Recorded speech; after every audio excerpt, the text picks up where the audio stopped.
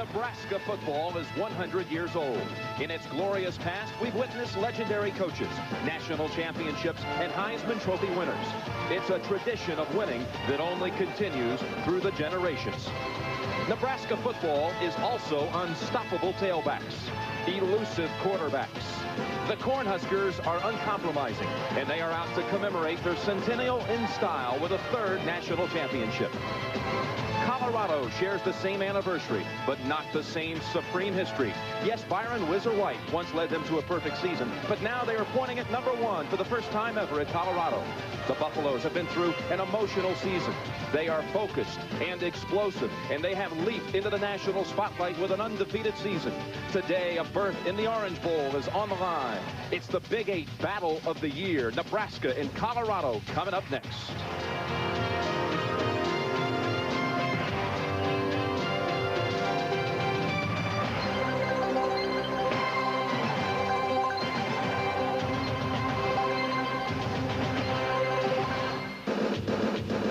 On a CFA Saturday, we bring you 25 miles due northwest of Denver to Boulder.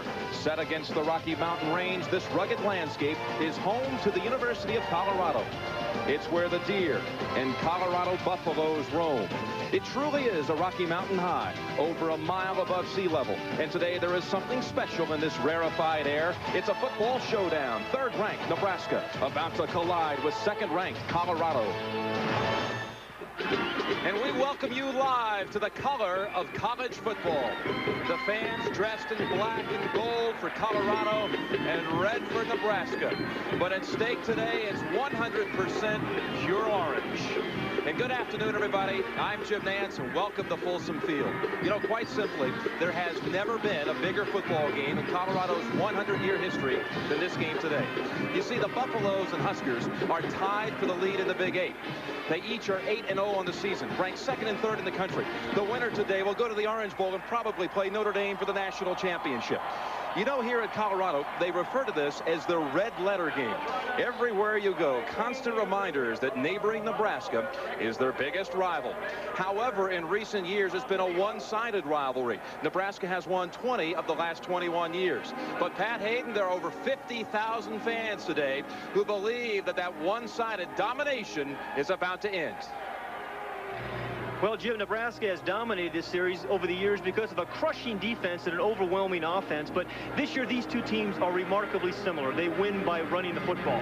Now, if Colorado is going to break that domination today, it's going to start with their quarterback, Darian Hagan. He has had a sensational year running the option. As a matter of fact, he has a very unique knack of waiting to the very last moment before he pitches the plays and can come up with some spectacular results. Now, his counterpart at Nebraska is quarterback Jerry Godowski, who surprised an awful lot of people, including himself, by accounting for over 1,500 yards and 21 touchdowns. Comes from a small town, Fremont, Nebraska. Grew up watching Cornhusker football and always dreamed about playing in a game like this. I'm excited. You know, I think this is why players come to Nebraska, because they know they're going to play in games like this. You know, I've been on the field suited up for games like this, but this is really my first opportunity to be in the thick of things. So I'm really excited about it. So, John Dockery, I really believe this is a game of three quarterbacks. Two will run onto Folsom Field in just a couple of moments. One won't, but he'll be in the hearts and minds of his Colorado teammates. Pat, as fans from around the state file into Folsom Field, their thoughts are on a young quarterback who died before his time. Sal Inessi was to lead this team, but last spring he was diagnosed with inoperable stomach cancer. 6 weeks ago he died. His locker is now sealed shut, a shrine to the courage and inspiration of a young man who will not soon be forgotten. We have one goal this season, that's to win the Big 8 for Sal and win the Orange Bowl for Sal. And I think that's in everybody's minds when we go out there to play, and we know how he would play. That's why we go out there and play as a team, as one unit, not as individuals.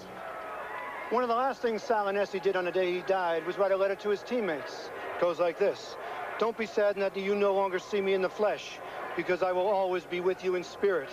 Hold me dear to your hearts, as you know I do all of you. I love you all. Go get them and bring home the Orange Bowl." There's a sense of destiny here in Colorado, and Greg Gumbel, as the team sits in his locker room minutes before kickoff, one feels a sense of mission. A mission to beat Nebraska, to win the Big 8 title, to go to the Orange Bowl and win a national championship. And that would be their gift to their beloved friend and teammate, Sal Inessi. All right, Colorado against third-ranked Nebraska. And as you can imagine, there has never been a harder ticket to get in Boulder than this week. But tickets were not the only item in short supply. You go to any supermarket's produce stand and find that oranges were difficult to find. They ran out late yesterday afternoon. Wonder if there's a chance there might be a few stocked in the stands today. We will see. Let's get an update on the latest from the Colorado side with Pat Hayden. Pat? Jim, two pieces of information. Bill McCartney just addressed his team. He said there's one way to beat this Nebraska team today. Attack on offense, attack on defense, attack for 4 quarters. And Eric Bieniemy, the start tailback who broke his leg 3 weeks ago, is available to play today. He will not start, but is available. And that's what's happening on the Colorado sideline. For what's going on the Nebraska sideline, let's go over to John Dockery. Pat, over here, the Nebraska team is concerned about the free safety position. The senior starter, Marvin Sanders, is in uniform, has a separated shoulder, would play in an emergency. So that puts the burden on the freshman free safety, Tyrone Bird. His problem is this: does he come up and support on the run with Darian Hagan and Flanagan, or does he lay back and worry about the play-action pass? What happens at the free safety position, Jim Nance, will determine what happens in this game today. That will be a key. All right, Doc. The teams are about to emerge. And Colorado comes out led by Ralphie.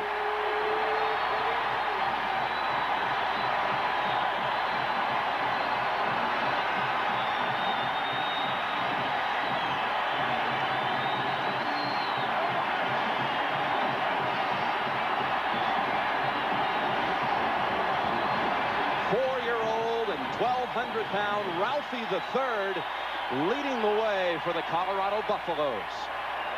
Coming in at 8-0 on the season, and no one has even been within 17 points of Colorado this year. They will come right at you, the Buffaloes. Now Tom Osborne walking out in front of his team that's also 8-0 and ranked number 3 in the country.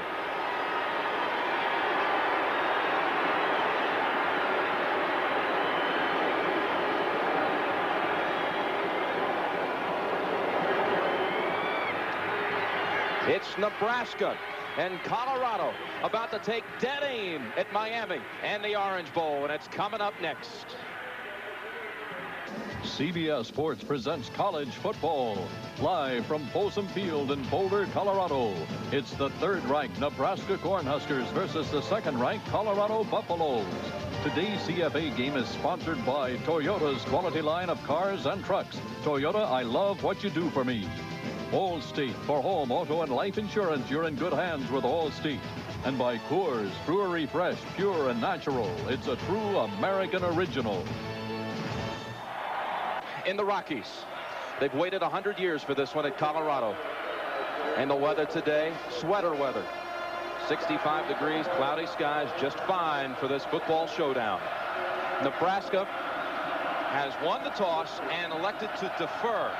So the Cornhuskers' Chris Drennan will kick. Colorado leads the country in kick returns. They won't have a shot at this one.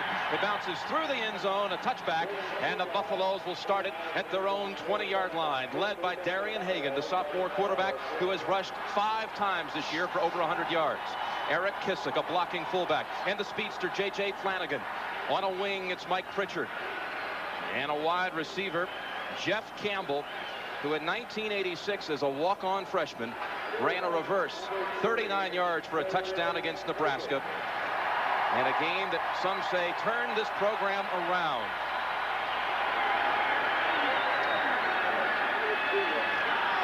Out of the eye, flag is down. Looked like Nebraska jumped.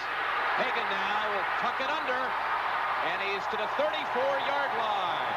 Tackled by Tahan Lewis, a 14-yard pickup by Hagan. What a heads-up play, because he knew he had a free down. He knew there was a penalty flag thrown against Nebraska for being offsides. The Nebraska defensive team relaxed, and he made the most of it. Offside, and the defense refused. So the football is at the 34-yard line. First down for Colorado. This is the 6th home game of the year for the Buffaloes. In the first 5, they have taken the football on their opening possession and driven it the length of the field for a touchdown. Pritchard comes out in motion. Nelson is the receiver. Hagan almost tripped, and the ball is batted down by Mills. Jeff Mills jumped up, knocked it down. This is one thing about Darian Hagan. When you talk to the Nebraska coaches, he is not particularly tall. They feel if they can get their hands up, they can make plays like that. But also, why you'll see Colorado roll Hagan out on the corner of the defense where he doesn't have to contend with that too much. Second down and 10. Campbell at the top of your screen. Buffs lining up in the power I, and they run it with J.J. Flanagan and a gain of 2. Smothered by Jeff Mills and Mike Petco. 5'10" Mike Murray is the nose tackle for the Nebraska Cornhuskers. Ray Valido and Kent Wells on the defensive line. Linebackers, Petco in on that last tackle, and Pat Tyrants. Also Jeff Mills, who batted down that pass a moment ago, and Mike Kroll, who's a junior out of Sudbury, Massachusetts. 3rd and 7. M.J. Nelson to the left, Pritchard to the right. And the audible by Hagan. He sets Parrott, the tight end, back on the right side. Play action. Hagan throwing, and it's intercepted. Yes, it's intercepted by the Cornhuskers' Tyrone Bird, the freshman who has stepped in at free safety today, making the pickoff at the 49-yard line. You know, John Dockery talked about the free safety position being so important for Nebraska today. And Tyrone Bird, playing the free safety position, sees the flow of the play and steps right in front of Pritchard. He read the eyes of Hagan and then had enough speed and enough burst to make the play. For Hagan, that's only the 4th interception this year. Nebraska takes over at its 49-yard line. Carpenter, the lone setback, behind Jerry Godowski, the quarterback. Looking pass, setting up a screen. They go to Carpenter.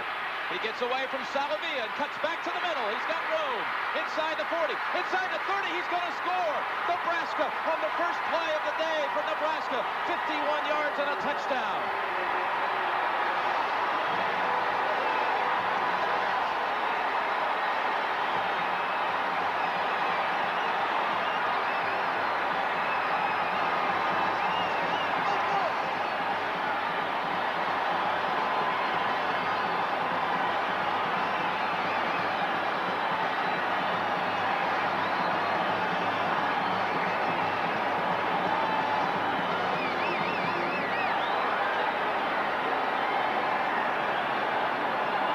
They are stunned in Boulder.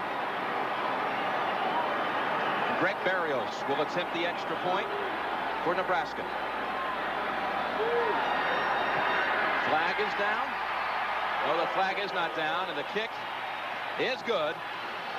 Jim, this play was set up beautifully. 3 offensive linemen in front of Carpenter, and then his eyes. You see his head up the whole time. He picked up those blocks, read them beautifully, and cut back into the end zone. A terrific call on the first play of the game. You're facing an emotional team that's trying to put pressure on a guy. You come back with the screenplay. Nice first call.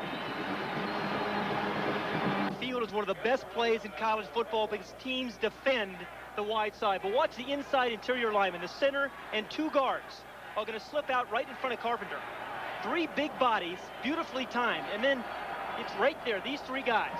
And Oakland Salavia, number 99, the tackle overran the play. The good eyes by Carpenter, cuts back, picks up 2 more blocks, and he runs 4-5, even though he's a fullback. Beautifully set up and executed, Jim. Colorado had allowed only 10 points off turnovers this year, but give up a quick 7 here. Drennan kicks again. Pritchard fields it at the goal line, hesitates, and now kneels. Touchback, bring it out to the 20. And let's go down with a report to John Dockery. Jim, along the Colorado sidelines is a sense of real shock. Guys are very quiet sitting on the bench, but even so, there wasn't a sense of panic. They all stood before the kickoff with their helmets in the air, something they do as a tradition to support the kickoff return team. So they are shocked, but they're certainly not in any kind of panic or sense of emergency. Back to you, Jim. And we saw Eric Bieniemy on the sidelines. He's anxious to play. It's only the 3rd time this year Colorado has trailed in a game. Another flag is down. I believe Nebraska jumped again. And a gain of 3. It was Hemingway on the carry. Jay Lewinberg is the center for Colorado, arguably the best offensive line in the country. Joe Garton at guard along with Darren Muhlenberg. And the tackles are Bill Coleman and Mark Vanderpool. John Perrick, the tight end. I mentioned Vanderpool, number 72. He's 6'8", 300 pounds, manning that right side. Offside on the defense. It'll be 1st and 5. You listen to John Doctor's report just a moment ago, Jim. I think the important thing for Darian Hagan now is to be patient. They haven't been behind much this year, but you can't try to get it all back. Remember, this has been a team of big plays, but today they're going to have to be patient. 1st and 5. Hemingway is the fullback now, and Flanagan, the tailback, gets the carry, but only a yard. Tackled by Joe Sims, who just came in the game for Valado. In the defensive backfield for Nebraska, Bruce Pickens at one corner, and Tyrone Leggett. The safeties, Reggie Cooper and Tyrone Bird. Has already made the interception that set up the first touchdown. And Jim, this defense has more speed than Tom Osborne has ever had on defense. And I think it was the Orange Bowl loss last year to Miami that made them realize if they were going to win a national championship, they needed more speed. We'll call it no gain for Flanagan. 2nd and 5 up the middle with Hemingway. And he's about a yard short at the 29-yard line. Again, Sims on the tackle. We said at the top of the show, both of these offenses are very similar. You're going to see virtually the same kind of plays. You're going to see a wingback. You'll see power I plays, and then you'll also see option plays. Really, the Colorado team and Bill McCarty has really patterned their offense after the Nebraska team, the success that they've had in the Tom Osborne era. 3rd and less than a yard. They have to get to the 30-yard line for the first down. Kissick's back in at fullback. Colorado is a perfect 17 for 17 this year on 3rd and 1. They have never failed. And that streak continues as Flanagan dives over the 30-yard line to the 32, tackled by Sims and Caliendo. And Jim, that's no accident. 18 times now in short yardage, 18 times they converted, because it's an attitude around Colorado. They practice it. They're in short yardage situations a lot because of the style of their offense, but they spend a lot of time talking about it, thinking about it, and practicing it. Well, you see number 2, J.J. Flanagan, in the huddle for Bill McCartney's team. Flanagan has stepped in for the enemy the last 2 weeks and has rushed for over 100 yards. 1st and 10. Look out. Hagan is knocked down by Kenny Walker. And what a story Kenny Walker is for this Nebraska team. But what he has is tremendous speed. In the passing situations, they bring Kenny Walker in, number 57, who comes in unblocked. And the remarkable story, Jim, as you just started, here is a young man who is deaf. And he has overcome incredible obstacles to be a big part of this defense. He's a terrific lip reader. He reads the linebackers' lips as they call the defense. And if there's an audible or an adjustment on defense, one of the outside linebackers will touch his back. Lost his hearing at the age of 2 after a high fever. 2nd and 19, the run, Flanagan. And again, it's Walker on the tackle. Flanagan picks up about 7 to the 30-yard line. Well, the story of this game, this early in the game, has been the Nebraska defense. They came up with the interception. They're getting the Colorado offense out of rhythm. This is the 2nd, 3rd, and long situation they've been in.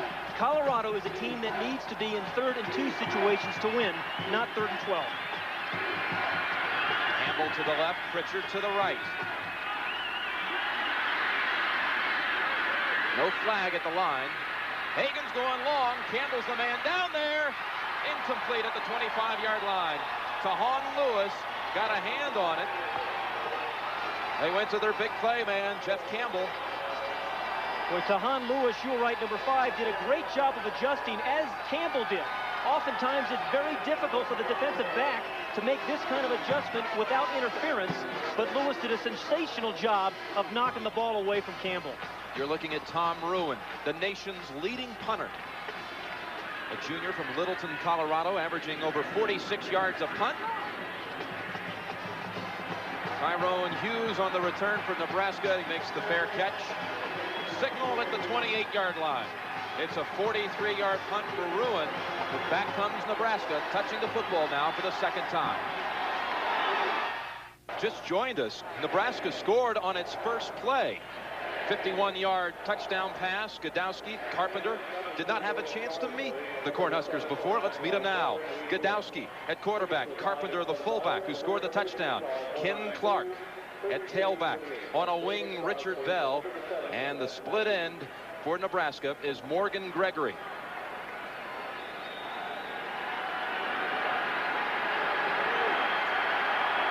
Football is at the 28-yard line. Second snap of the day for Nebraska.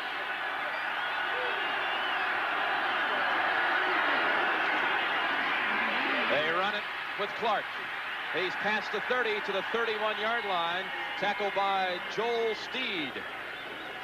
Joel Steed helps lead the way on that defensive front for Colorado. Youngest starter on defense, by the way, a sophomore. Arthur Walker and Oakland Salavia are the defensive tackles. What a linebacking core they have. Terry Johnson and Michael Jones. They're in on a lot of tackles. And on the outside, they can come up with big plays. Alfred Williams and Canavis McGee. Best front seven I have seen this year, Jim. 2nd and 6 for Nebraska. Play action, getting the pass away, intended for Nate Turner. Nate Turner had come in at a wingback position. Now, we were talking about that powerful Colorado offensive line. Nebraska's got a good one as well. Jake Young, an All-America last year. Jim Wanek and Bill Bobora at guard. And the tackles, Tom Punt and Doug Glazier. The tight end is Monty Kratzenstein. And they'll use a lot of two tight end formations as well as they do right now. Chris Garrett is the extra tight end. Out of the eye. Fumbled on the exchange. Godowski falls on it. And Nebraska will face 4th down and punt. You know, it's interesting because Nebraska is kind of unique on their exchanges between center and quarterback. The center actually snaps the ball before the snap count, and sometimes you can have bad exchanges like that. Here it is. Have another look at it. It's kind of unusual. For years, people have thought the Nebraska centers are incredibly quick, but actually they snap the ball before the quarterback makes the snap count. Mike Stiggy is the freshman punter for Nebraska. Jeff Campbell returns for Colorado. Fair catch call by Campbell at the 30-yard line. 8 minutes, 33 seconds left in the first quarter, and Nebraska leading it 7-0. As we go back to John Dockery. You know, Jim, obviously the touchdown scored by Nebraska was an important one, but the play that set it up, the interception by Tyrone Bird, the freshman playing free safety, was even more important because before he went out in the field, his eyes were the size of silver dollars. That play has given him some confidence, and now they're down to the size of a 50-cent piece. Back to you. It's deflation. Running the option on 1st down. Hagan has it. He has room. He's got one man to beat. Now he pitches to Flanagan, and he may take it all the way. Flanagan's in for the touchdown.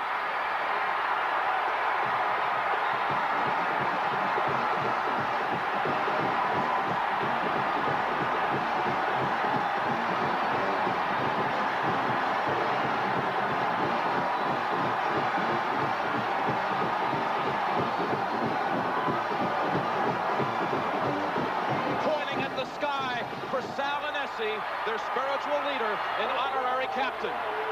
70 yards, J.J. Flanagan straddled the sidelines but did not step out.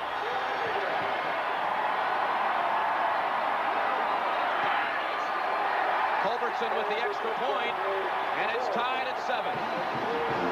Jim, remember at the top of the show, we said what made Hagan so dangerous is that he pitches the ball at unusual times. Most quarterbacks will not pitch the ball 40 yards downfield, but that's what makes Hagan so difficult to defend. He picks up a block by Campbell, and then after a 40-yard gain, he pitches the ball off to Flanagan, and you just cannot defend that. This has been a team of big plays all season long. And the interesting thing here, Jim, is the way they've been able to respond. Not behind much, but they come right back with one more big play.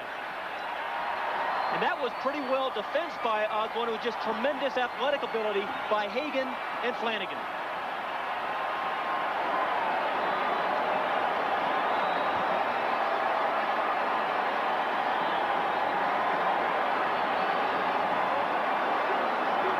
Wow, 7-7, and the Oranges have come out already. Yep. They weren't supposed to have let those oranges in. Didn't you talk about that a little bit earlier? They were. The full oranges, yeah. They were checking the people at entry, but they're going to get in anyway. You were at the local market last night trying to pick up a couple of oranges, right, weren't you? J.J. Flanagan. Wow. This game means so much to him because of a game last year. Nebraska won last year 7-0 against Colorado. And J.J. Flanagan had a potential tying touchdown run. He fumbled the football out in the open. He's lived with that for a year. And he's looked forward to coming back and avenging that costly turnover. He has already. The game now tied at 7. Ken Culbertson kicks. Leotis Flowers and Richard Bell return for the Cornhuskers. Big kick by Culbertson. Flies through the end zone, and Nebraska brings it out to the 20. Pat, one thing about the Cornhuskers, they are 8-0, but they have played in obscurity, and they have not played a top 25 team this year. They're an unknown factor. Well, people, and I think that's scary if you're Colorado trying to play them. And I talked to some of the Nebraska coaches right before the field, and they had a smile on their face as they were telling me, we're pretty good. We are a very good football team. We think we're going to prove it today. We can play with anybody.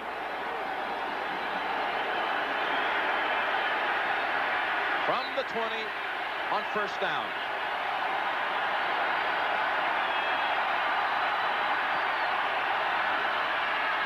Running right with Clark. No gain. Tackled by Alfred Williams. Michael Jones came in on the assist. Alfred Williams has grown as a player at Colorado for the last 3 years. He started as a freshman 2 years ago, a third down player, a sack specialist. Last year he played the run. This year he's doing them both. He's rushing the passer, he has 8.5 sacks, and then he can play over tight end and stuff the run. He has had an All-America type of year. And he is joined on the outside by Canavis McGee. They both hail from Houston, as does Arthur Walker on that defensive line. 2nd and 10. Clark is going to be dropped by Williams for a loss. If Colorado is going to slow down this offense, they are going to have great play from their outside linebackers. Right there, again, is Williams. Because Nebraska is a perimeter offense. They want to get the ball to the corner of the defense. He fights through a guy. He gets blocked, but he comes right back up. It's hard to cut him because he's so quick. He uses those hands, gets right back up to make the play.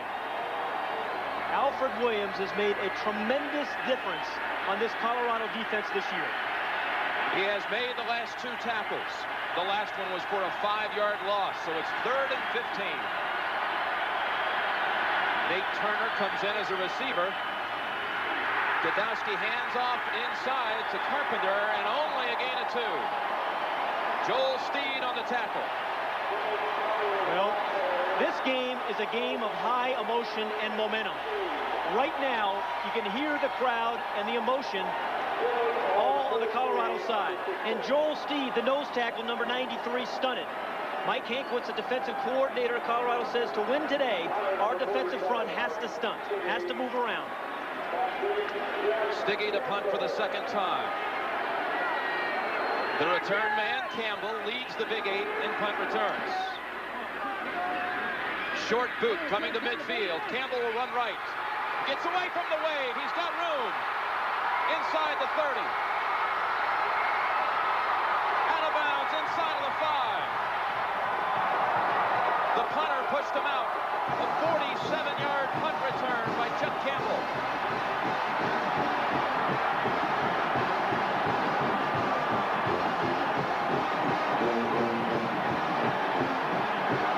You know, Jim, I thought there was actually a clip on the the side of this by number 6. Right there, I thought he blocked the man behind, although Campbell did a nice job of getting through the wedge. The side judge was right there, did not call it, and that was Eric Hamilton, a free safety, a backup free safety, but a great block downfield by number 26, Julian Hayward, and that's what this team does so well, play well together. First and goal from the 4. Out of the power I, running the option and going with Flanagan on the pitch. He is hunted down by Tyrone Bird for a loss on the play. That's 2 big plays by Tyrone Bird already. The interception, and he was one-on-one out there in the flat with J.J. Flanagan, and believe me, Flanagan's got some speed. So the concern about the free safety position for Nebraska, they have to be feeling a lot better about it. Bird from Chandler, Arizona, a high school quarterback there. He arrived last year with a cracked leg bone and was unable to play his freshman year, so he redshirted. Has stepped in and looked good early. Second and goal from the 6. Hemingway in at fullback. Hagan will keep off right tackle. Gets to the 1-yard line. Mike Murray wrapped him up at the 1. Darian Hagan needs to have a big game today for Colorado to win, but it doesn't necessarily need to be a big statistical day. If he can get his team in the right formations, call the right audibles, decide when to pitch and when to keep it, even if he doesn't score 3 touchdowns, Colorado has an excellent chance of winning. Pat, is going to be third and goal from the 1. We've already discussed Colorado's success in this situation. And in short yardage and goal line, low man wins.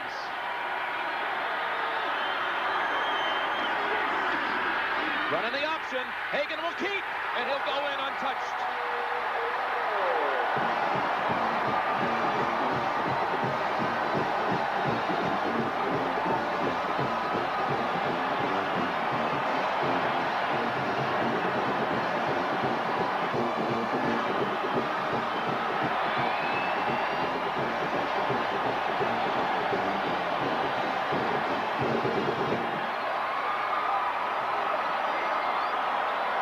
Culbertson to attempt the extra point. He is 44 for 44 on the year and stays true. What makes this Colorado team so hard to defend is they can hammer the ball inside with a big fullback, so you have to respect that. You respect the inside fake, but then you got speed on the outside. And again, that play was pretty well defended, and that's what makes him so hard to defend. Even when you defend him well, Hagenson still scored touchdown. And look at Eric Bieniemy, injured and out and on the sidelines cheering him on. Those two met in Lincoln. 1 touchdown was all that was put on the board. Nebraska won at 7-0. Already 3 touchdowns in the first quarter, Pat. We want to go back. I thought there was a clip, but when I saw it live, it looked left of the screen, number 6. Blocks the man from behind. Now, the angle is not great there, but live, I thought that was a clip by number 6, Eric Hamilton. But then Campbell does a nice job of following his blocks. He's not a speedster, but he knows how to set people up, and he did a beautiful job of it there.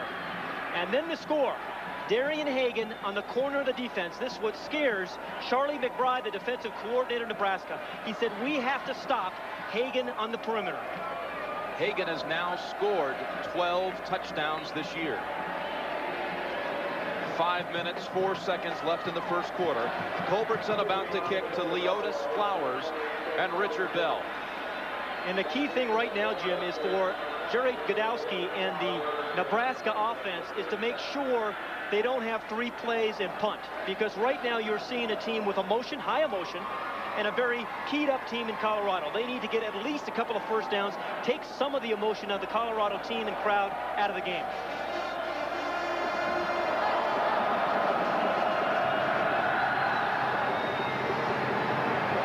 This kick not as deep by Culbertson. Flowers returns it from a yard deep in the end zone. He's got a man in front of him to block. Flowers with a big return to the 40-yard line, but a flag is down at the 30.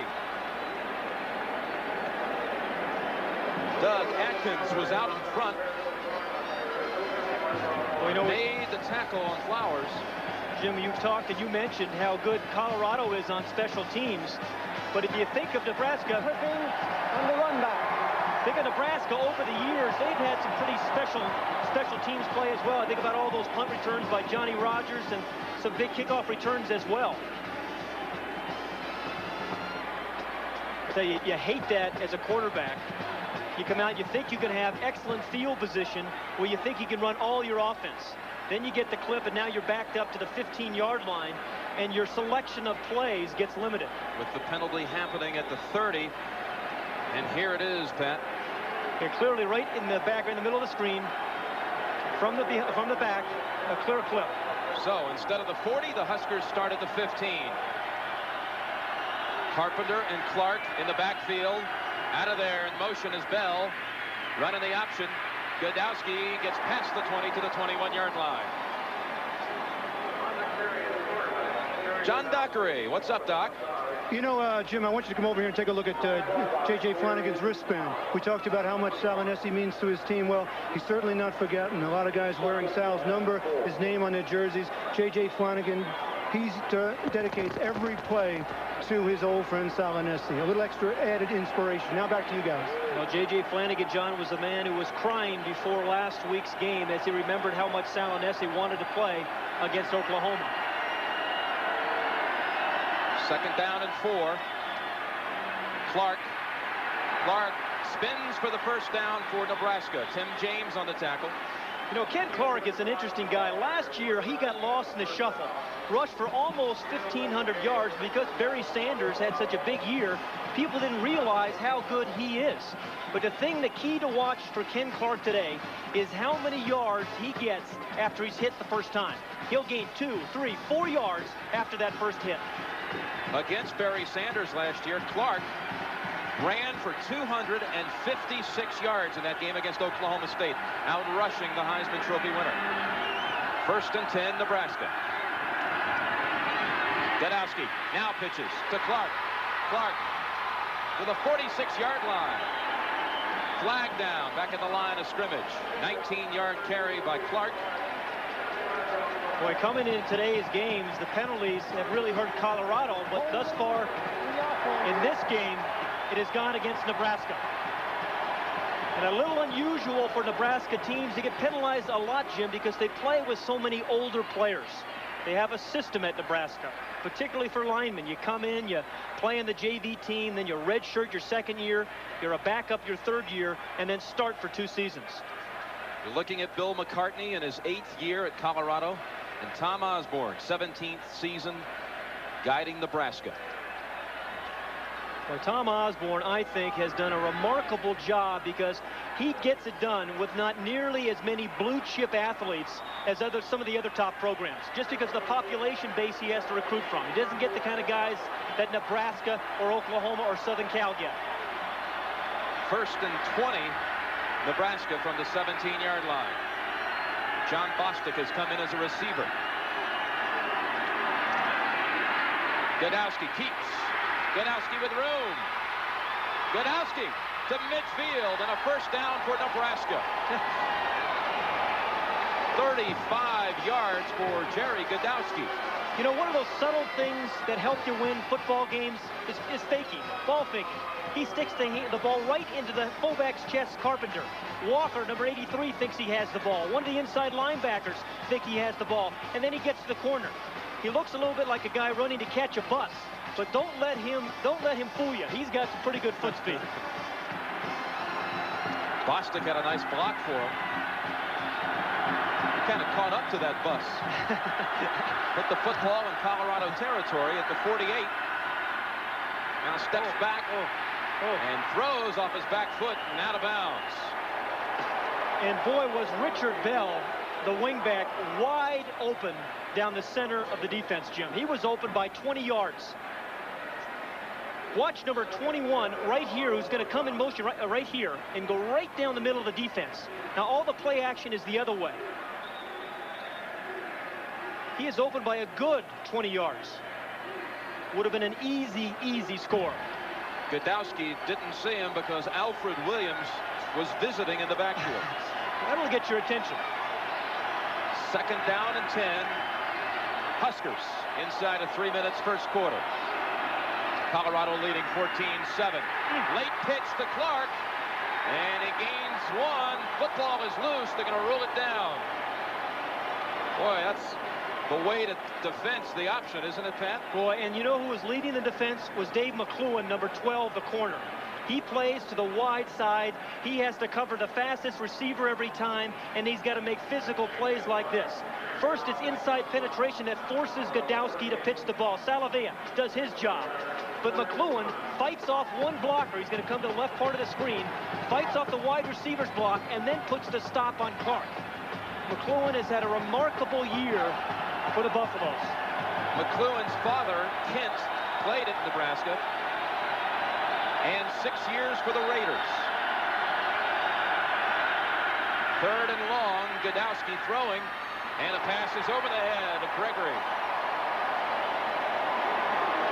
And it was over the head because it was Alfred Williams, number 94, got his big paws up there. He is 6'6". And if you can't get to the quarterback to make the sack, you can do something just as good. Get the paw up, force him to throw the ball too high. And that is just what happened. Godowski could not follow through. The receiver was wide open, but the ball sailed high. You know, it's just little things, Jim. You talk about getting your hands up, play action fakes. Those subtle things add up during the course of a game. You know, Nebraska didn't run a deep enough route either. They had to get to the 39, and had Gregory caught it, he only would have advanced it to about the 41 anyway. Stiggy with pressure gets it away. Campbell watches it sail out of bounds. Where did it go out? Spotted at the 21-yard line.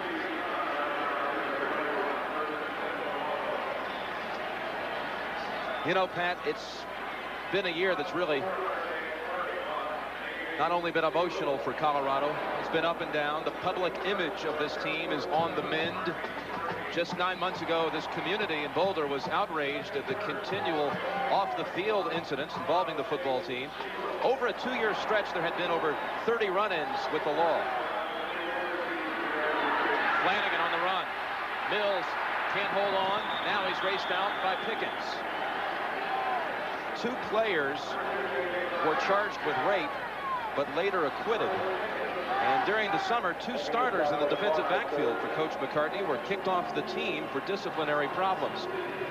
But there have been no problems since that time. And Bill McCartney has taken measures to make sure it doesn't happen again. Well, he's pulled in the reins, Jim, and if college football is ever going to get cleaned up, it's going to be head coaches and administrators and university presidents that are going to not allow those problems to happen. 2nd and 6. Flanagan had picked up 4. Hagan steps back and throws, and he is hit. The ball is incomplete. Wow. Just as he was releasing the football, Jeff Mills came barreling in there. Jeff Mills, we have seen him twice this game already make plays like that. Broderick Thomas was the star on defense last year, but Jeff Mills has filled in capably. He can get up the field, rush the passer as he did right there. He's strong enough, has really strong hands, and has a burst to be able to run plays down from behind. 3rd and 6 for Colorado. Hagan fumbles. Football is loose, and it's recovered by the Buffaloes. I believe Jay Lewinberg, yes, the center, falls on it at the 20. You know, Terrian Hagan is trying to look over some awfully tall guys. Now, this is a little different this year for Colorado. They ordinarily get him way to the corner of the defense, but he pulls up because of good penetration by Kent Wells, number 91. And then the ball comes right out of his hands. I think he was trying to change hands, and he was going to cut back inside. Ruin to punt for the 2nd time in the opening quarter. He is concerned about a punt block possibility, so he talks to his up man. Talked to Scott Phillips. And now the snap back. Pickens comes in on him. Ruin gets it away. That was close. Hughes on the return. Hughes breaks the tackle. Swings free and steps out of bounds at the 50-yard line. So the Huskers set up at midfield now. It is now time to present this week's Toyota Leadership Award to team players who have been singled out by their school's coaching and faculty staff for outstanding performances. Today's game team leadership winners: Ken Culbertson from Colorado. Ken is a history major from Boulder. He's the place kicker. And for Nebraska, Jerry Godowski.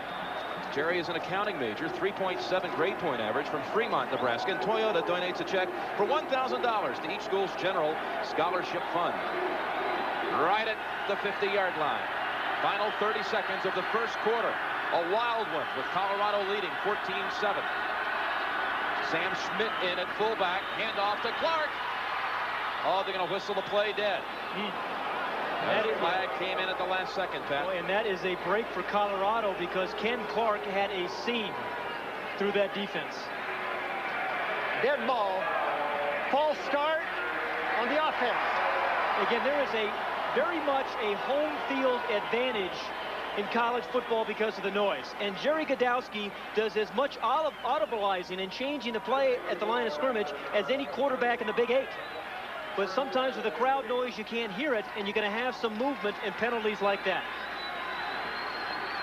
The third offside penalty for Nebraska already.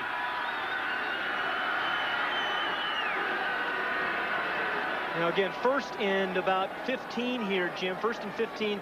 They opened the game with that screen pass into the short side of the field. Another perfect opportunity to run that with a ball on the hash mark. The official stopped play for a moment to reset the clock, put the 2 seconds back on. 32 seconds left in the first quarter. Clark and Schmidt now in the backfield. Schmidt, the fullback. Delay give to Clark. Oh, what a tackle by Bruce Young. Bruce Young, the strong safety, did a great job there, and I think strong safety is one of the most difficult positions to play in football because you're asked to do so much. You have to come up and make plays like this. Oftentimes you have to fight through big old tackles and guards. They ask you to play man-for-man coverage. Well, Bruce Young has been able to do it all for the Buffaloes this year. Bruce Young, the strong safety. And he makes the tackle on the final play of the first quarter. With Colorado leading 14-7, college football on CBS Sports returns after this message and a word from your local station. Miles back into that majestic range. The peaks top out at about 14,000 feet. It's better known as the Continental Divide. But down below, it's the headquarters of the Buffaloes, home of Colorado football. And the second-ranked Buffaloes leading after the first quarter against third-ranked Nebraska, 14-7. If you've just joined us, this game is for the Big 8. And not only that, but the berth into the Orange Bowl and a possible shot against Notre Dame for the national championship come January the 1st. And, Jim, it's been a day of big plays thus far. We start the second quarter. Jim Nance along with Pat Hayden and John Dockery. Nebraska, 2nd and 14 from its own 46-yard line. Godowski will keep it. He has all kinds of room. Past the first down inside the 40 at the 37. Tim James on the tackle after the 17-yard gain by Godowski. Yeah, what a first quarter, Pat. You mentioned the first time Nebraska touched the football after an interception by Tyrone Bird. Godowski and Carpenter hooked up on a screen, 51 yards for a touchdown. Back came Flanagan, a late pitch on the option, 70 yards to tie it. And then Campbell's punt return set up Colorado inside the 5 before Hagan took it in for the go-ahead score at the moment. 1st and 10, Huskers at the 37 of the Buffaloes.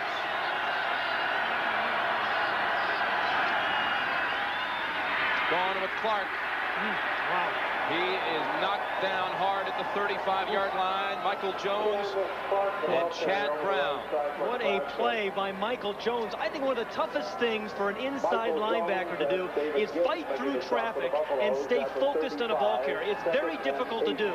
But Jones held his ground, fought through a couple guys, and then put the stop on Ken Clark. He's a guy who makes all their adjustments, Jimmy, makes all their changes and their audibles on defense. Ken Clark has been stymied to this point. 7 carries for 8 yards. Remember, he was held out last week against Iowa State because of sore knees. Been a problem for him since the opener against Northern Illinois. Oh, a stop of play here as Nebraska was showing either a reverse or a fake reverse. It was a fake reverse. Richard Bell was the man who was coming around, and Clark was running by him. Dead ball.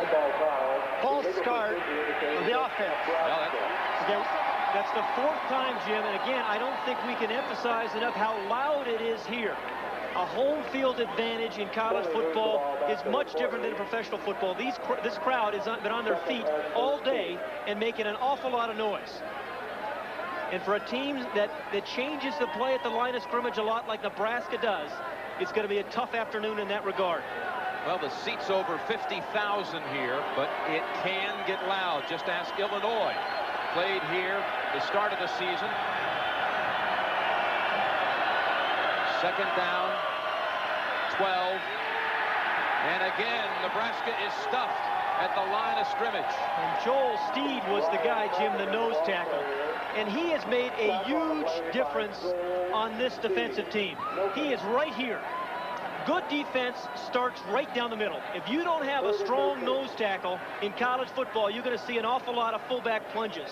Joel Steed, as a sophomore, has been, I think, the biggest difference in this defense this year. The reason they're 8-0. And again, he's just a sophomore, the youngest starter on this defense. Colorado has started the same 11 on D every game this year. 3rd and 13 for Nebraska. That last carry by Carpenter. Well, he went out of bounds. And a pass is caught inside the 10 at the 8-yard line. The receiver was out of bounds. That receiver is Morgan Gregory. He was out of bounds, clearly out of bounds, Pat. Now, in college football, if you get pushed out of bounds, you could come back in.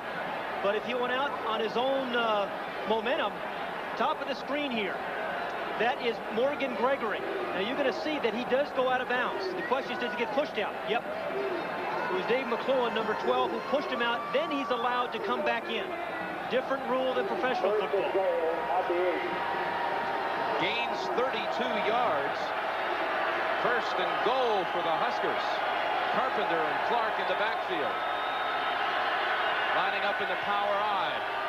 With Turner coming in there as well. Godowski hammered down by Canavis McGee. We've talked about Williams. McGee mans the other side, Pat. Well, I think it's the best pair of outside linebackers that I have seen this year. And what they can do is rush the passer, and then they can chase you down from behind. And they can play off the tight ends. They can cover backs out of the backfield. Number 96. Look, he fights off a big block there. That's the guard or the center. He fights through that guy. That's a big body to put the stop on Godowski. Very determined Canavis McGee this year. McGee played his high school football at Wheatley High School in Houston. His coach was Kenny Houston, the Hall of Famer, who told him, don't play college basketball. You're 6'5". There are a lot of guys 6'5", play football. 2nd and goal for Nebraska. And Godowski just lobs it through the end zone.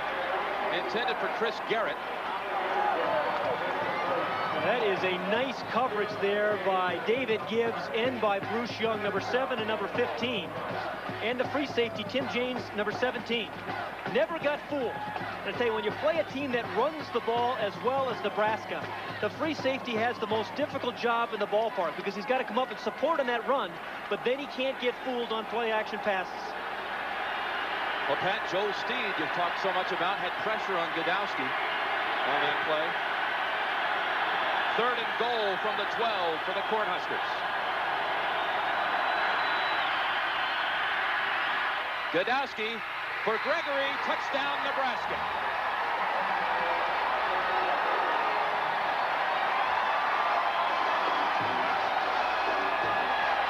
That's the combination that hooked up 32 yards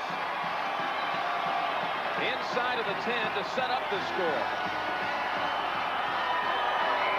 That was a very nice drive by Jerry Godowski.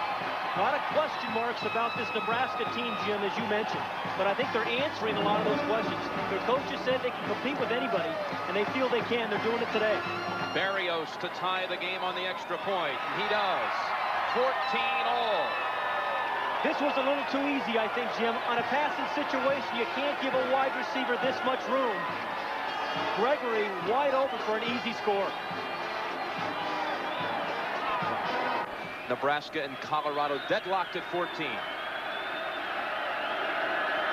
Chris Drennan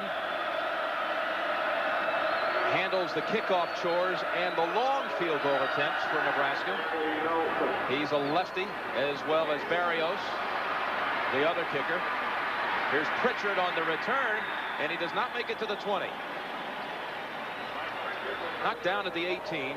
Hagan about to come out once again. Tomorrow, the NFL on CBS, of course, gets started with the NFL Today. Many of you will see the Bears against Green Bay. And we've seen Don Majkowski up there for the Packers. He can really put on a show. So he has been remarkable, bringing his team from behind like 4 times this year. Majkowski has 16 touchdown passes on the year. And Lindy Infante, their head coach, I think has one of the most innovative offenses in all of pro football. Check your local listings. The NFL Today gets us started at 12:30 Eastern Time. 1st and 10 for the Buffs. Hagan pitching to Flanagan again. No gain. Wow. Unbelievable pitch again by Hagan, even though it didn't gain much. But one thing you learned there, Jim, if Reggie Cooper, number 17, the strong safety, is making the play on the quarterback, somebody should be open down the middle of the defense on a big pass play. Tahan Lewis shaken up. Lewis has been a guy who came into this game with some injuries, Jim. Here's the play. The strong safety, number 17, is going to put the early pressure on Hagan. And then number 5, Lewis there.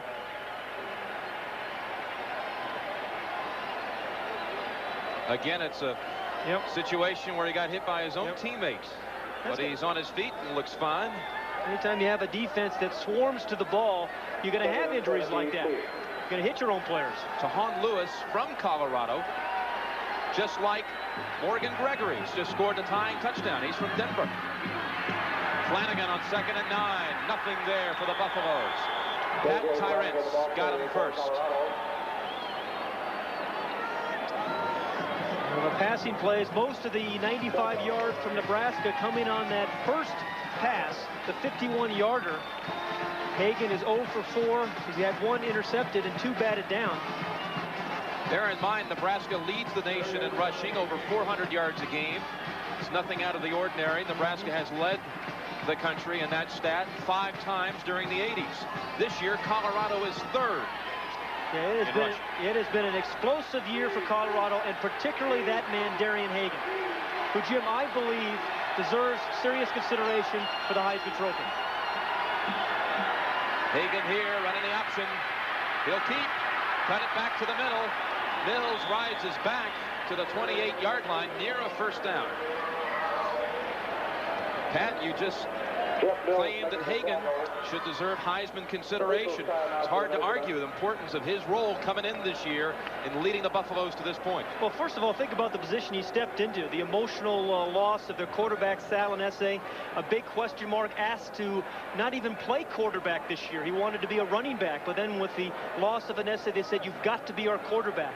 The biggest question for this Colorado team this year was, how well was Hagan going to play? Well, he has played remarkably well, and he is the biggest reason they're 8-0. He has meant as much to his team as any of the other Heisman Trophy candidates. The statistics you just saw, 6 carries, 16 yards. Don't forget that the touchdown run to Flanagan was all Hagan for the first 30 yards.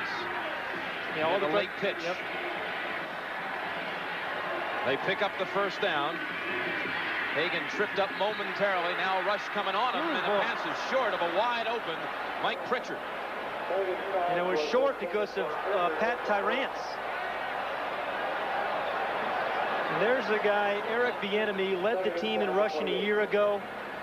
And their emotional leader now, but Tyrants did a great job of coming inside. As soon as he sees the guard pull, he shoots the gap and puts pressure on Hagan. Eric Bieniemy, some had said would be a Heisman candidate before the season, but has been banged up. A hairline fracture of his leg, could play possible. Flanagan has to wait for the pitch, and now wrestled down by Reggie Cooper. That was 2nd and 10 for the Buffs. And what a play by Reggie Cooper. Just fought through the block of Mike Pritchard. You know, J.J. Flanagan is a dangerous guy on the corner of the defense. And he had a blocker out in front of him, number 9, Pritchard. But Reggie Cooper just refused to get blocked. just fought through, tossed Pritchard aside, and took care of it. So I was watching Reggie Cooper before the game. He's just one of those guys who looks like a player. You know, 6'3", 205, looks great in a uniform. The man looks like he can play the game. From Slidell, Louisiana, right next to Lake Pontchartrain. 3rd down and 11. Hagan with the rush coming on, looking for Campbell. I think he's overthrown him. Oh, I tell you, he really threw that one too. A great distance, about 60 yards. With the pressure coming on, Hagan, ambidextrous, can throw the football over 70 yards righty and over 50 yards lefty. But the story today and why he has not been able to complete a pass is because of in the rush. Mike Kroll, number 88, is all over him. Kent Wells, number 91, is there to say hello as well. If they give him a little bit more time, he has an accurate arm, a big-time arm. So Tom Ruin back in to punt on 4th and 11. He's keeping that average up that leads the nation.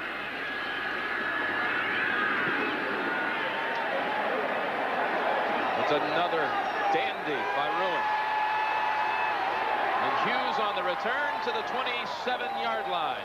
We're approaching the midway point of the 2nd quarter. 2nd ranked Colorado, 3rd ranked Nebraska, tied at 14.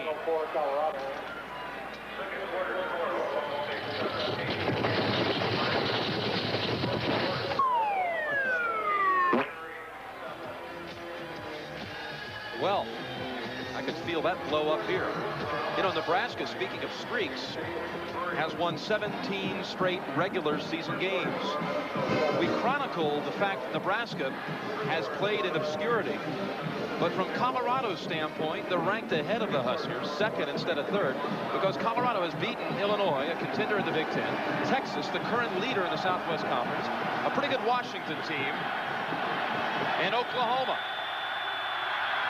1st and 10, Nebraska, from its own 27-yard line.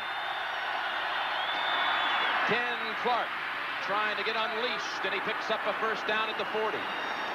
He had a big gainer earlier, but it was called back because of a penalty. This one picks up 13, his biggest gain of the day.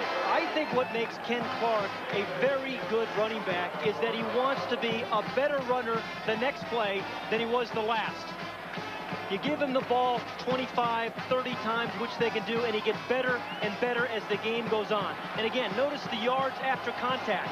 We mentioned that earlier, 3-4 yards after he gets hit. All-time 3rd rusher at Nebraska, could pass I.M. hit today and move into 2nd. Needs 140.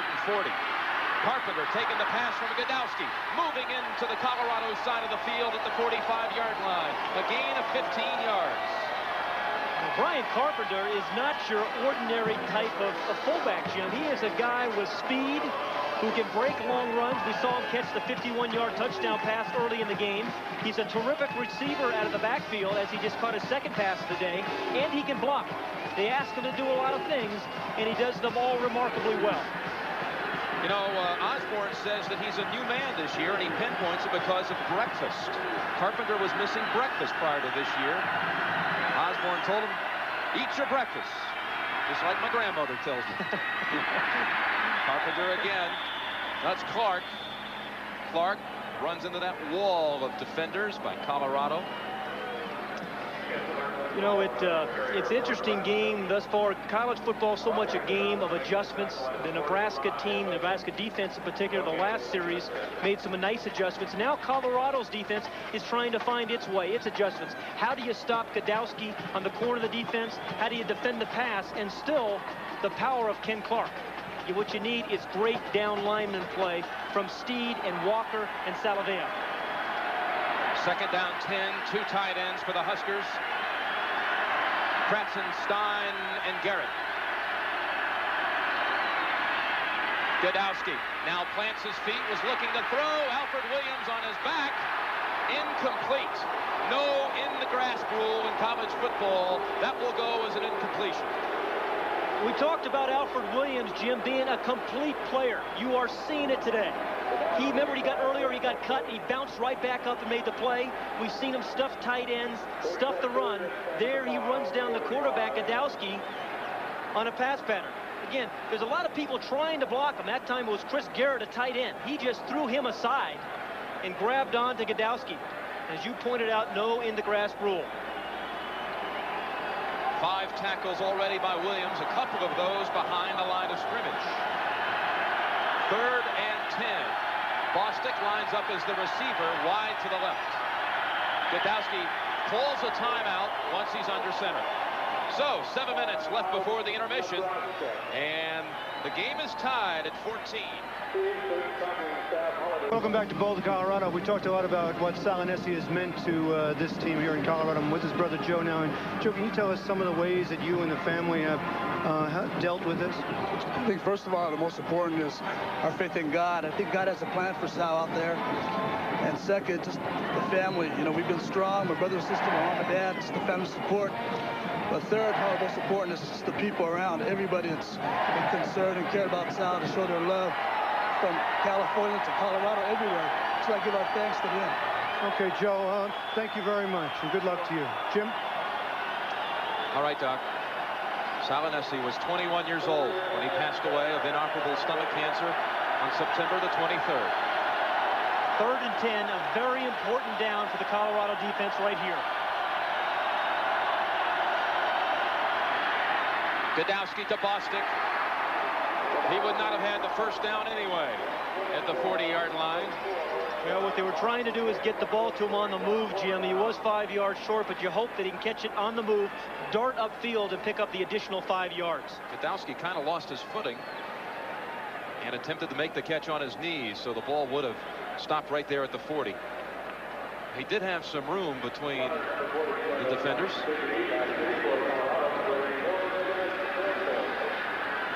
Stiggy now to punt to Campbell. Coming off that 47-yard return on the last punt. Stiggy aiming for the left side of the field. Good punt. Huskers, the bounce into the end zone. And a touchback. Out to the 20. Nebraska has won 20 of the last 21 games.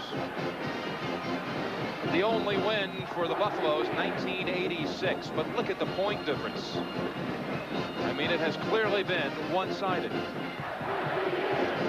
The last time these two met in a game where they both were undefeated, like today, was 1904. Colorado won that day 6-0 to break Nebraska's 25-game win streak, which still stands as their all-time record. Inside handoff to Kissick, and Kissick picks up 9 yards. He doesn't get to see the football too often, but he made the most of it on that carry. Yeah, they like to give it to him once every lunar eclipse, but I'll tell you, this guy is a great player. He doesn't need a lot of headlines. This is an unselfish football team, and the most unselfish player is Eric Kissick, the fullback. He went 2 games this year without ever even touching the ball, never complained. He's a dominating blocker, and when you give him a chance to run with the ball, he can do it just like that. Consider he has tasted success on the ground. 2 years ago, he had 3 games where he rushed for over 120 yards. Now he hardly ever sees it. On 2nd and short, Hagan got the necessary yardage. Tyrants cut him under, but it's a first down for the Buffaloes. In a game of momentum, 6:08 remaining in the second quarter, 14-14. What Colorado wants to do here is to move those chains, pick up the first downs, not necessarily a big play, use as much of the clock as they can, and go up at halftime with a lead.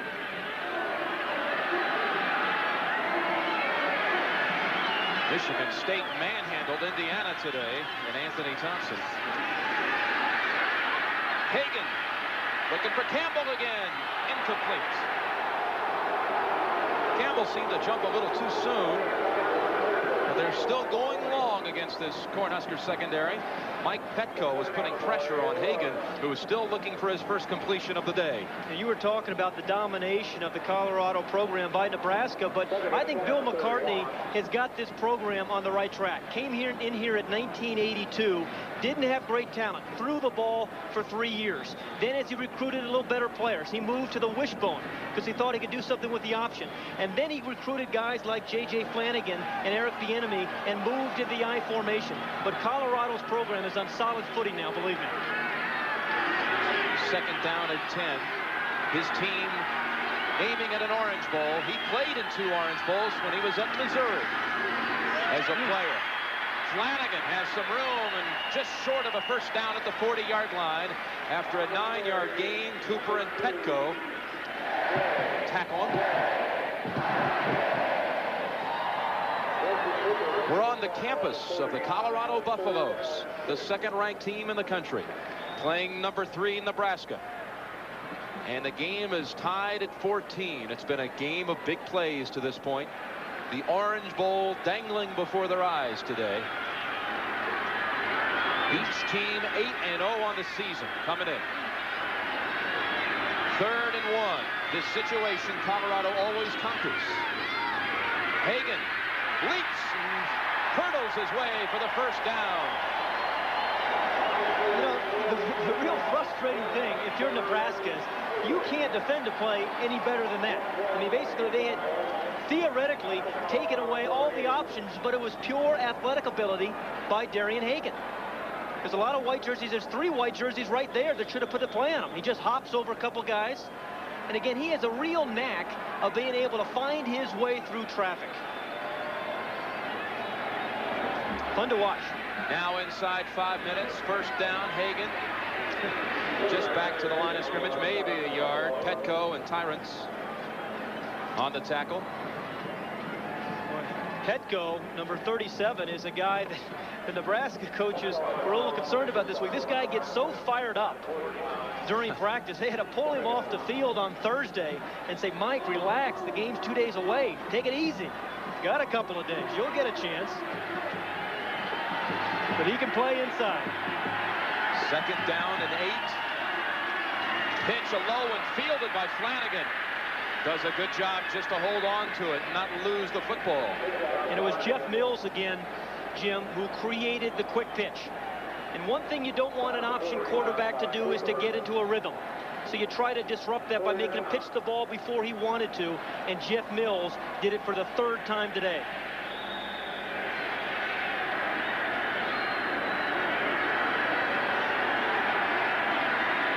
Colorado comes to the line facing 3rd and 9 with 3:40 left in the 2nd quarter. Tied at 14. Kissick offset from his fullback position. Flanagan the tailback, and movement on the right side. Vanderpool. Yep. It's hard to miss him when he moves. He is 6'8", 305 pounds. He's as large as several small states. And he's got some big old hoofs too. Look at those feet. I'll tell you, he has done a remarkable job. There's the hoofs. But what they ask a lot of their tackles at Colorado. They ask them to pull on traps. They ask them to pass block. They ask them to double team. And Mark Vanderpool has been done it all for the Buffaloes. Mark Vanderpool, MVP, Mark Vanderpool. Actually, there's a lot of guys you could say are MVPs on that offensive line. Joe Garton may have had the best year for him to this point for the Buffaloes. Yeah, the left guard. The left guard. Yeah. 3rd and 14. And again, the flags come out. That last one was just the first penalty of the game for Colorado. You know, that's an interesting point, too, because they came into this game averaging 9 penalties a game. That's one thing Bill McCartney was very concerned about, were those penalties. And now this is not Colorado's kind of down. 3rd and very long. And Nebraska defense has done a nice job of adjusting here, I think, Jim. And I think this is the 2nd time in the last 2 series that Colorado has been in 3rd and very long situations. Well, the back-to-back penalties makes it 3rd and 19. John Bowman, a backup tight end, comes in. They go with the double tight end set. John Parrott, the starter, lined up on the left side. They'll pitch it, run it with Flanagan. Flanagan looking for the corner. He won't get it because Tyrone Bird was waiting for him. Boy, has Tyrone Bird had a game so far? He really has. He steps in for the injured Marvin Sanders, intercepts a pass, stuffed a couple of plays down by the goal line to keep J.J. Flanagan out, and then makes a very physical play right there. This game is fun, isn't it? You know, Tom Ruin, it really is. Tom Ruin, some might say, well, he's got the advantage of the high altitude in Colorado. His average per kick is better on the road than it is at home. Over 47 yards a kick on the road, 46 at home. He didn't catch all of this one. He'll get a good bounce. Hughes lets it roll around down near the 10-yard line. Indeed, a favorable bounce, 51 yards for Ruin. Nice miss. It's like that 9-iron you hit sometimes. It's like you. When you miss hit a 9-iron, you're still all over the flag. Right. All over the flag. You know, the defensive coordinator at Colorado, Mike Hankwitz, he's the man with the headset right there. He has done a nice job this year of letting great athletes play.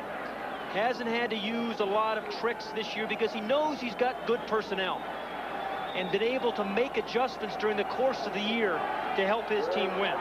You know, right off the bat, the big adjustments came at the corners with McLuhan and Gibbs, and they both have really done a great job to gel this defense. Worst starting field position for Nebraska. Good fake by Godowski, looking for Gregory, but over the head of Gregory. Boy, that was a good fake. I want to tell you, the recipient of a pretty big hit was Ken Clark, who got smoked by Joel Steed, the nose tackle. Again, watch right there in the middle of your screen. Number 90 fought through about 3 guys. He smacks Ken Clark, but he doesn't have the ball. I mean, if you're going to get a hit, you might as well have the ball, I guess. Mike Hankwitz, his defense trying to hold on. Could set up Colorado with one last shot before the intermission. Second down and 10. Sam Schmidt in the backfield. They run it with the wing, Richard Bell. And Bell is buried at the 9. Howe and Williams on the tackle. Well, Gary Howe, number 95, with a big cast on his hand, has had a really productive year. Timeout call by the Buffaloes with 1:50 left in the second quarter. They have their eyes set on getting the football back here right before the intermission with the game tied. Said if we're going to beat Nebraska today, we have to stunt. We have to move people around up front, and that's what happened here. Watch these 3 guys as they move around and create some problems for the Nebraska blocking scheme. Steed does the swim move with the hand. Number 34 is Chad Brown, who fights through a play. And then there's number 95, Howell, makes the play, but it was Chad Brown who stunted inside and really put the first hit on. This is a guy who also has had an incredibly productive year. Chad Brown started the year as a pass defender, but now he plays on rundowns too. From the 9-yard line, it's 3rd and 11 for Nebraska. Colorado has 2 timeouts remaining. Quarterback draw with Godowski, and he's short of the first down. Bruce Young came up. He saw it. He was not fooled. 1:42 remaining in the half. Colorado has 2 timeouts remaining. They want to score before half. And they'll take another one here, leaving them with 1. CFA college football will be back in a moment. From deep in its own territory, Colorado should have a chance now to set up good field position before the intermission. Let's remember, this Colorado team has already had 1 punt return, a big punt return by Campbell. They're 4th in the nation coming into the game. And they still have 1 timeout remaining. Mike Stiggy averaging 40 yards a punt. He has had 1 block this year.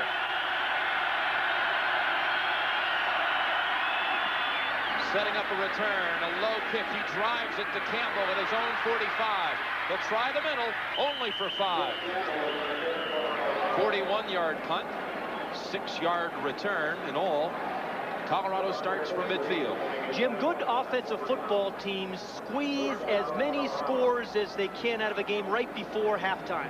Colorado has been amazing. This year, they have scored 7 times in the final 2 minutes of their games. They'll have an opportunity here, Pat. Hemingway comes in at fullback. Flanagan remains the tailback. Hagan running it for 3 yards. Remember, 1 timeout left for the Buffaloes. And Jim, for a field goal attempt, they need to get down to about the 35-yard line, 30 to 35-yard line, to have a reasonable chance for a field goal attempt. Campbell to the left, Pritchard, bottom portion of your screen. 2nd and 7. Hagan rifles the pass to Hemingway and a first down. He tumbled and twisted his way for a first down. It's the first completion of the day for Hagan. Again, what Hagan is doing, using the clock extremely well. 1:05 remaining. They don't start the clock until the chains are set. He's at the line of scrimmage and calling the play from there. Same formation. From the 38. Hagan is hit on the blitz. Actually, Kent Wells got him. They came racing in there, the Cornhuskers. And Kent Wells, the senior from Lincoln, got him. -7 on the sack, and that is a big play by Kent Wells, number 91. And he was looking forward to this kind of game. He said this is a smash mouth kind of game. Ran right over the guard to make the play. Hagan stops the clock as he throws it out of bounds. That was a second down play. So now 36 seconds on the clock, and 3rd and 17 coming up for Colorado. And Jim, they need about 10 yards, maybe 10, 12 yards on this 3rd down play to give themselves a reasonable shot at a field goal.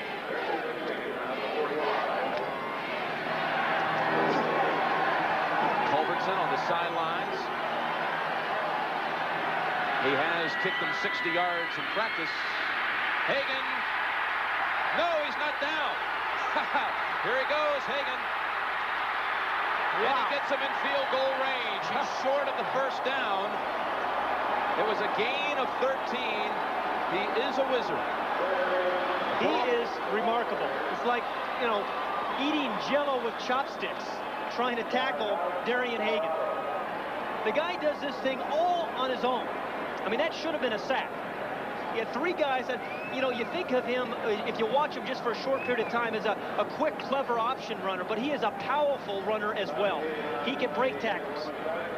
I said he looks like a wizard. He's like a pinball wizard the way he's bouncing around. Yeah, you try to keep up with him, Jim. I can't. I knew that coming in. But that was the play, spinning away like that. It's 4th and about 5, but they're going to be able to attempt now a field goal with 18 seconds left. Probably will be about a 49 or 50-yarder. You know, it's funny, Jim. The whole campus has been so excited about this Colorado team. One of the physics professors called Mike Hankwitz, the defensive coordinator, this week and said, hey, on these field goal attempts, why don't you line it back 10 yards? Because you don't get them blocked that way. The angle, he went through all the reasons you should line it up 10 yards, but they didn't pay much to his advice. They're still lining up at 7 yards. Jeff Campbell will hold. Officially, it's 49 yards. His career long is 52. His long of 89 is 47 yards. Culbertson has the distance, has the accuracy. Colorado leads. I see you, Teddy.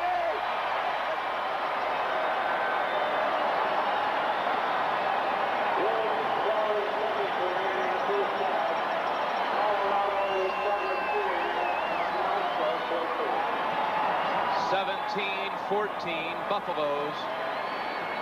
And let's watch Ken Culbertson one more time. You can't get much better than that. Plenty to spare.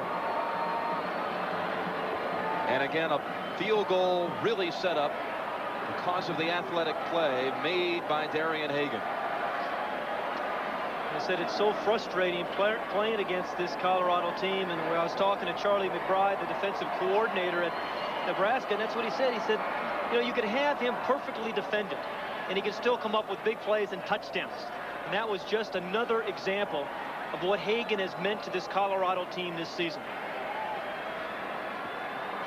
Coming up at halftime, we're going to send you back to New York. Greg Gumbel and Mike Francesa are manning the studio there. We'll be talking with Hubie Brown, getting a perspective on the NBA season, which tipped off last night. Also some new information on Minnesota and Lou Holtz, formerly the Golden Gopher coach. Little pooch kick by Culbertson. And raced out to the 39-yard line by Tim Yonk, the backup fullback. 8 seconds remaining. John Dockery down on the sidelines. Doc, some thoughts on the second half right now?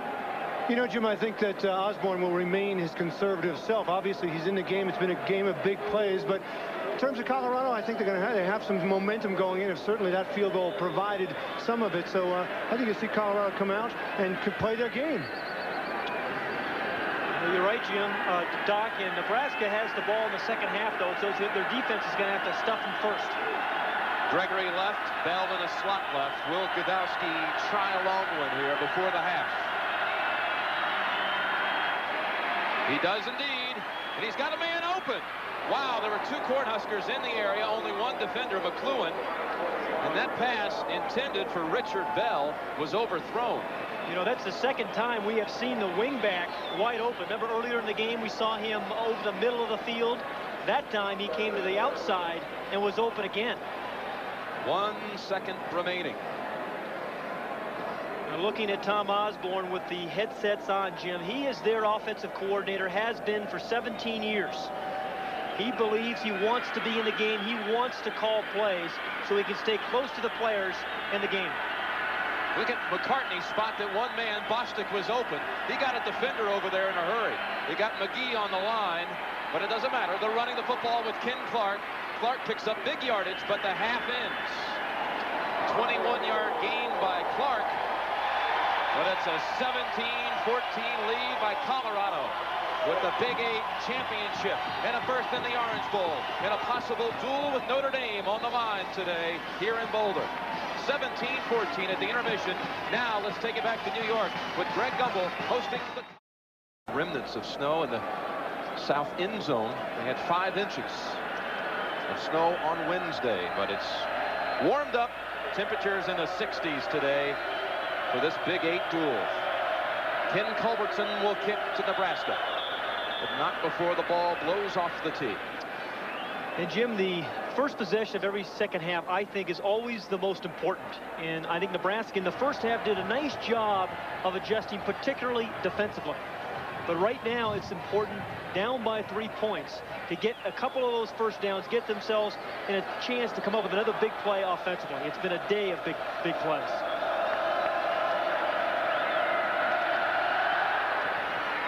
Culbertson drives it midway through the end zone, and Bell will down it, bring it out to the 20.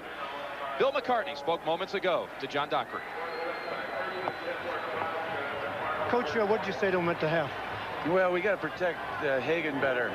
If we give him a little more time, we're having trouble running the option because of the way they're supporting so aggressively with the free safety. And if we can give him time to step back here and throw that ball off the option fakes, I think we can make some big plays against them. But it's hard for us to pump the option at them consistently the way they're playing us. Now comes the option offense led by Jerry Godowski and Nebraska. This Colorado defense has not given up a touchdown in the third quarter all season long. Only 2 field goals. Inside give to Carpenter and a gain of 3. Terry Johnson on the tackle along with Michael Jones. In the first half, the Huskers scored on their first play and then punted 3 straight times before another touchdown. 2 more punts and the half ended. Neither team, Jim, on offense has really gotten into a rhythm. It's been a series of big plays, but good defensive plays that have forced them to kind of adjust. 2nd down and 7 from the 23-yard line. Ken Clark, 10 carries, 42 yards in the first half. Most of that on the last carry of the half. Here he goes again. Clark gets the first down past the 30. He had to get to the 30. He got to the 31-yard line, and he's tackled by Michael Jones. And again, what he does, as you saw there, is get on the corner on the edge of a defender. Nobody gets a clear shot at Ken Clark, and that's why he breaks so many tackles. There were 2 or 3 guys bouncing off his arms and his shoulder pads, but nobody ever got in front of him. He's a hard runner. Tom Osborne says he loves it. He loves to watch when Ken Clark splatters people. They'll run right over you, that's for sure. 1st and 10, Nebraska. Clark, the middle, lost his footing. He should have gotten more out of that, only to the 33-yard line. Michael Jones in the area. You know, Jim, talking about Ken Clark being physical, you know, he started this year really trying to be a finesse runner. Decided to change his style, but it wasn't working for him. He got hurt in the first game, and then about 4 weeks into the season, he brought out an old highlight film of Mike Rozier, the 1983 Heisman Trophy winner, saw how physically he ran inside, and he has gone back to that physical inside kind of running. 2nd down, 8. We'll try Clark again to the 36-yard line. Tripped by Oakland Salavia. And we go back to the sidelines with John Dockery. John? Hey, Jim, the weather conditions are changing slightly down here. There's a wind that's whipping around the stadium. It's coming from right to left. And at certain times, as it gusts, it may affect the passing game of both teams. Now back to you guys. I think the wind not only got the flags, but got John's tie. That nice new Armani tie. Yeah, I saw that. 3rd and 5, though, into the wind. Tough position for Jerry Godowski. Morgan Gregory to the left. Washington's the tight end tucked on the right side. Oh, wow. An immediate give to the fullback, and nowhere to go is Joel Steed, and that whole line of Colorado says you're going nowhere. That is a great defensive play, and a big defensive play. I thought Oakland Salavia was going to intercept the handoff. Watch 99. I thought he was going to, the ball was going to be handed to him. But it was Salavia, it was Steed, it was Walker, it was McGee. They're playing great team defense.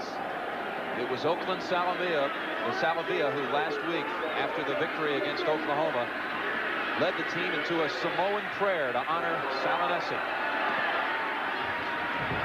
And the kick by Stiggy comes to Campbell at the 26. He has an opening. Here he goes, Jeff Campbell. He may break it. He is run down by Richard Bell.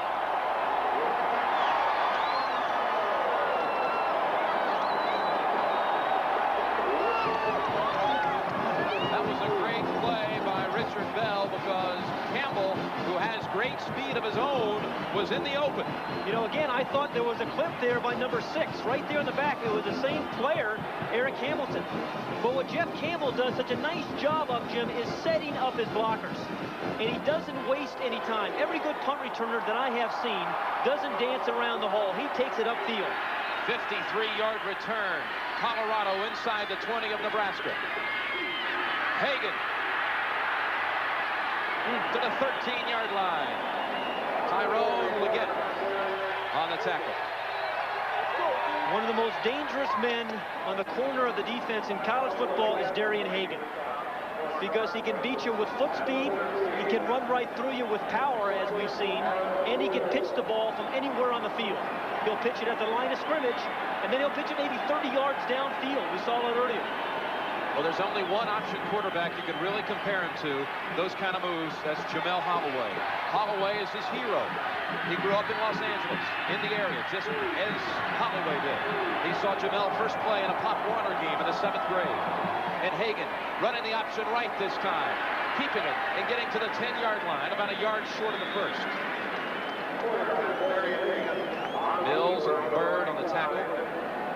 Colorado in the first half, their possessions, well, the interception by Bird, a punt, back-to-back touchdowns, including the second one set up by the Campbell return. 3 more punts and a Culbertson field goal. Campbell has set them up in great position again, but it's 3rd and short. 3rd and 1, Pat, with the 10. Remember, Bill McCartney told John Dockery that if the free safety, Tyrone Bird, comes up and supports on runs, we have to be able to throw the ball. Bird just made that last tackle. Kissick, Pritchard, and Flanagan in the full house backfield for Colorado.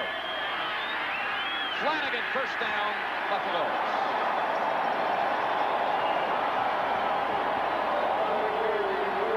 Anytime you're picking up first downs in 3rd and short situations, as often as Colorado is, it means your center and your 2 guards are doing a nice job. Jay Lewinberg, the center, Joe Garten, the left guard, and Darren Muhlenberg, the right guard, did a great job of getting off the line of scrimmage and pushing the line of scrimmage back.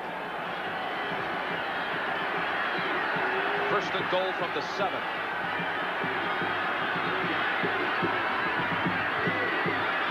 From the right hash mark, we'll run it left. And now the play is whistled dead. They were going to come back with the throw to try to beat the free safety, Tyrone Bird. Exactly what Bill McCartney told John Dockery. Dead ball. False start. The offense. Colorado had a couple of those false starts late in the second quarter. This is the third now of the game. First and goal from the 12. First and goal from the 12 is a very difficult series to score on, particularly when you're not necessarily a strong throwing football team. They need Hagan on the corner of the defense to come up with a big play. MJ Nelson at the bottom of your screen. Flanagan, Pritchard, and Kissick in the backfield. Hagan will keep running the short side, picking up a short gain. Mike Petco on the tackle to the 9-yard line. They're talking to Eric Bieniemy. Bieniemy putting the helmet on, yeah. Pat. He is a guy that's run the sweep this year with great ability. He's a guy, too, that Bill McCartney tells us inside the 10. He is so focused on finding that end zone. They've never had a great competitor, as good a competitor, inside the 10-yard line as Bieniemy. And he can also throw. He's thrown for a touchdown this year against Illinois. Running the option, Bieniemy. He's going to throw. And the pass flagged down. I believe it's intercepted. Tyrone Leggett has Bieniemy through. You know, I've always wondered about a guy rolling to his left and throwing with the right hand, Jim. But they brought him in for that one particular play. He threw a big pass early in the year going to his left. Now, the flag is an offensive interference. Leggett came down with the football. Defensive pass interference. Wow. First. So, take it away. Back to Colorado. The football goes.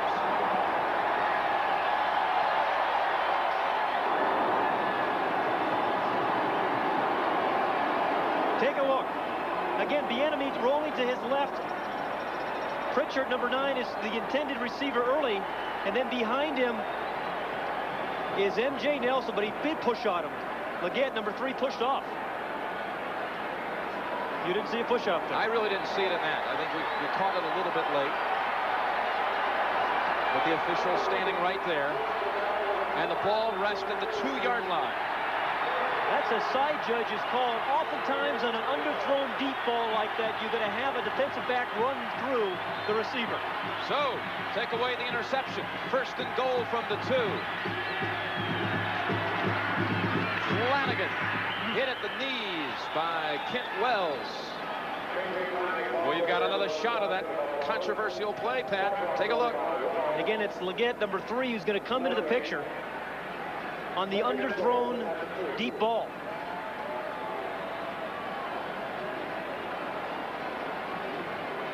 Again, Jim, I thought on live action, I thought he pushed before he went up.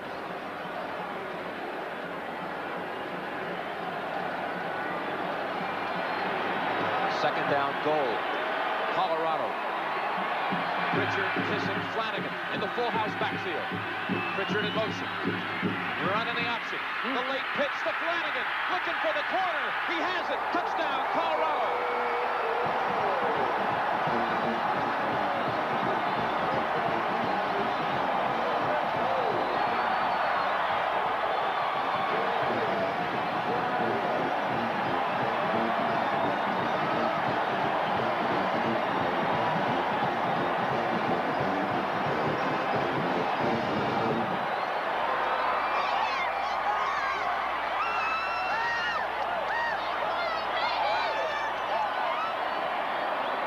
You see a student in the background picking up an orange. Oranges are flying from the stands, and Colorado leads by 10. Darian Hagan will show the defense the ball, and you have to attack the ball. And once you do that, then he pitches it to J.J. Flanagan, and no one's going to catch him on the corner of the defense.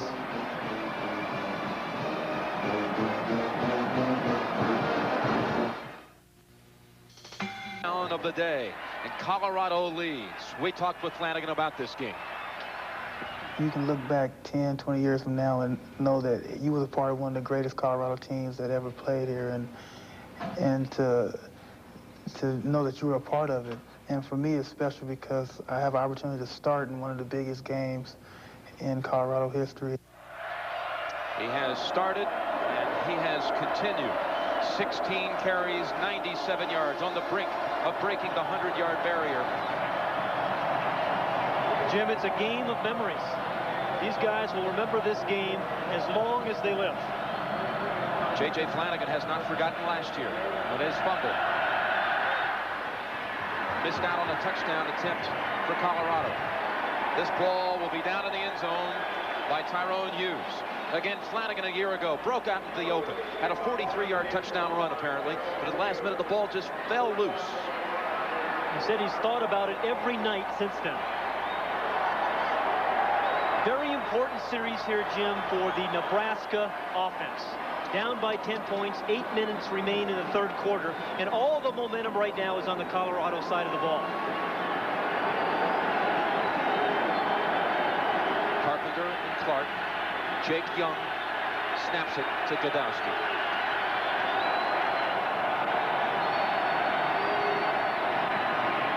Godowski running the option, and no gain. Chad Brown, redshirt freshman from Pasadena, California, makes the tackle.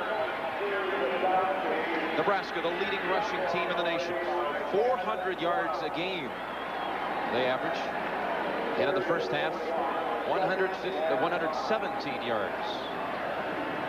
And really, it's been because, I think, largely Arthur Walker, Alfred Williams, Joel Steed, and Oakland Salavia with McGee, the front five, have done a remarkable job for Colorado. Nate Turner to the left, Gregory to the right. Kratzenstein tucked in on the left side, out of the eye on second down. And again, no gain.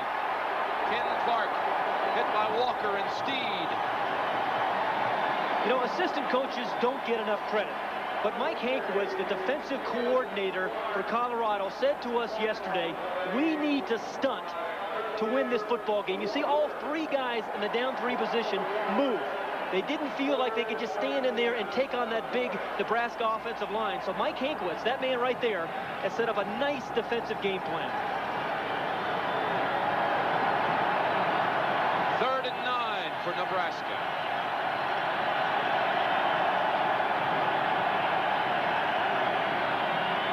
Looks like a busted play. Godowski has a man open. And it's Richard Bell, the wingback, picking up the first down after the 13-yard gain to the 34-yard line. Godowski was looking around to play action. Was that supposed to happen that way, Pat? I think he was a secondary receiver, Jim, but how many times over the years have we seen wingbacks make plays at Nebraska? Good pressure here on Godowski. It's number 59, Jones, who gets up in his face. And I tell you, that is a courageous throw with that kind of rush on you. From the 34, Ken Clark slashing and getting to the 40-yard line. 6 minutes left in the third quarter. Colorado 24, Nebraska 14. Jim, I really believe this is going to come down to be a fourth quarter game. Still a little under 6 minutes in the third quarter. But what offensive and defensive linemen here set the tone for the fourth quarter. Who's going to dominate the line of scrimmage the last 5 minutes of the third quarter sets up the fourth. Second down, 4. From the Nebraska 40.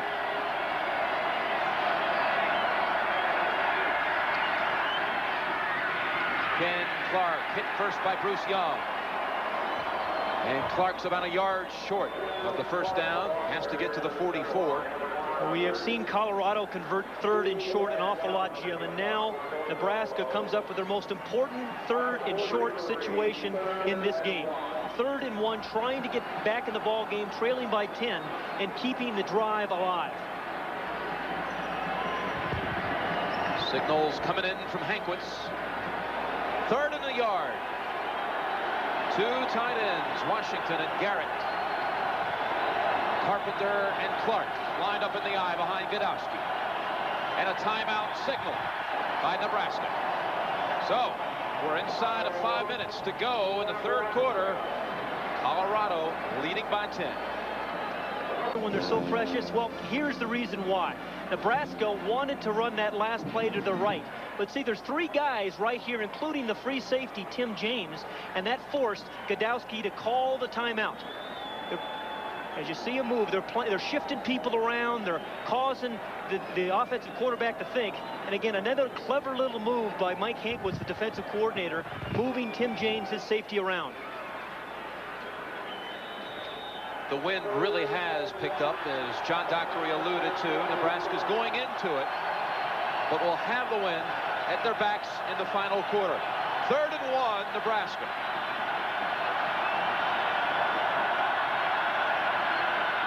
Pitch to Clark. First down, Nebraska. And into Colorado territory at the 49-yard line. William Washington, the backup tight end, with a big block to help free Ken Clark. You are absolutely right. Without the block of the tackle, Glazer and Washington on the right side, these two guys, this is not a first down. But watch how Washington locks on Alfred McGee, or Canavis McGee, and just blocks him for 3 or 4 seconds to allow Ken Clark to pick up the first down. That's a terrific block by Washington. 1st and 10. Clark goes out in motion. Bell runs it. And Bell gets to the 44-yard line. Tackled by Chad Brown. Back to the sidelines with the Dockster. Hey, Jim, lest we forget, special teams a very important part of this game. Jeff Campbell, 3 punt returns for 106 yards. He set up 2 touchdowns. He's hoping to get his hands on the ball again. He hasn't stopped walking up and down the sidelines since he's been out of the game. Back to you guys. You know, John, it's no accident. They start every practice with special teams. They put an awful lot of emphasis on it, and that's why they're so good at it. 2nd down, 4 from the 43 of the Buffaloes. Godowski keeps, fumbled momentarily, and brought it back in. Tim James and Michael Jones put the pop on him. You know, again, if that free safety, Tim James, is up there making plays like that, that means there's nobody back in center field. They ought to be able to throw the ball deep. As soon as the free safety makes a lot of tackles toward the line of scrimmage, you ought to be able to throw the ball up top. It's 3rd and 2. Godowski's numbers, 8 carries, 62 yards. He needs 6 more yards to have the all-time rushing season by a Nebraska quarterback. Better than any single season rushing than Turner Gill or Steve Taylor, the current record holder. Godowski now dropping back, throwing, and complete to Kratzenstein for a first down. That is a route that Nebraska has run since Bob Devaney was coach years ago. You fake the little sweep, the counteraction, and you bring the tight end on the crossing route. Kratzenstein is not going to outrun a lot of people, but if he gets open, he's going to catch it. He doesn't wait for the ball to get to his body. He gets his hands right out there, but Godowski paid the price. 95, Gary Howe puts him to the turf. He is a tough, physically and mentally tough quarterback. Carpenter, the lone setback. Bell and Turner on the wings. 1st and 10, Godowski keeps to the 27-yard line. A 4-yard pickup. Dave McLuhan from the corner makes the tackle. Well, Jim, Doug Glazer, the right tackle, number 70, they say he's the best tackle that's ever played at Nebraska. And he does a great job of Arthur Walker. He knows the play is coming outside. He invites him to come inside and then just pushes him away from the play. Played at Mesquite High School. They call him the Tank. 2nd down, 6.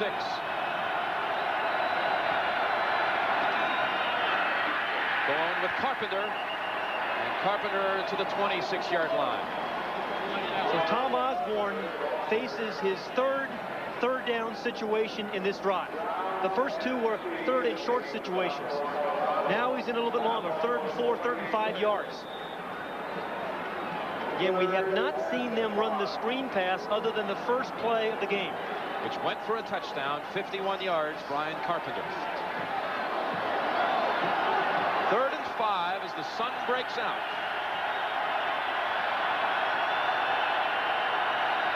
Will the Cornhuskers. Godowski Gets away from the first wave. Looking at the end zone. Man open. It's Chris Garrett. Touchdown, Nebraska.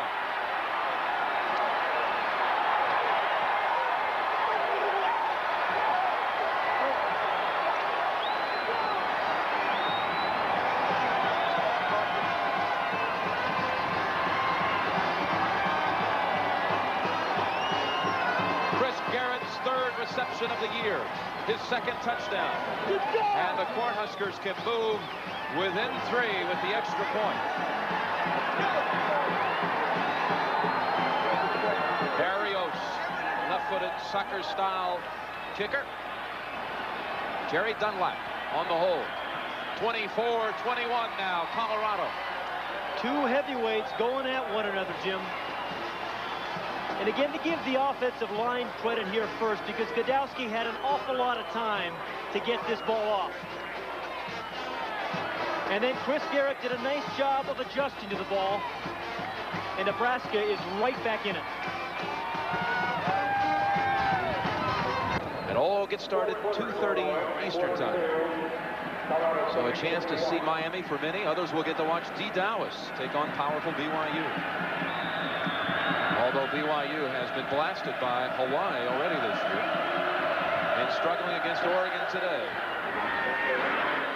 The kick by Drennan, a short one into the wind. M.J. Nelson on the return. He's racing to the left side, looking for some more blocks.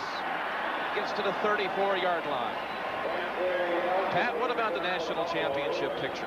Well, there's a number of teams still involved. Obviously, Notre Dame, if they keep moving along. Big game in November 25th against Miami. Colorado, I think the winner of this game will be playing for the national championship in the Orange Bowl. Michigan with 1 loss, still in the picture. Still in the picture. And Alabama, the only other undefeated team, that they're going to need some help. Alabama's going to need some help. Some other teams, perhaps 3 teams losing for Alabama to win it all. Florida State's in the picture with 2 losses. No team's ever won the national championship with 2 losses, but they have come back quickly in the top 10. Fumble football by Hemingway and fallen on by Leuenberg. The center has now smothered 2 fumbles today. You know, it's funny you mentioned Leuenberg. He is the guy, number 52, the center, who was the biggest question mark coming into this season. But he's answered all those question marks. The ball was a little bit high as it was passed to Hemingway, but then he did secure it. And there was a big hit again by Tyrone Bird, who has played exceptionally well at free safety for the Cornhuskers. Final half minute of the 3rd quarter. 2nd down and 2 after the recovery by Leuenberg. Kissick's back in at fullback. Hagan's going to keep it. Has the first down to the 48-yard line. Wrestled down by Mike Kroll. And clock stops as they move the chains. Mike Kroll, number 88. Bottom left of the screen here, down here, I'm sorry, right in there. He is the guy who's reading the guy in front of him. Steps through the block of the back, just fights him off with awfully strong hands, and then steps back inside. Well, they restart the clock once they move the chains. That is the end of the 3rd quarter. Colorado has won 28 straight games when leading after 3. They lead it right now by 3, 24-21. 15 minutes to go in the battle for the Big 8. We'll continue after this message and a word from your local station.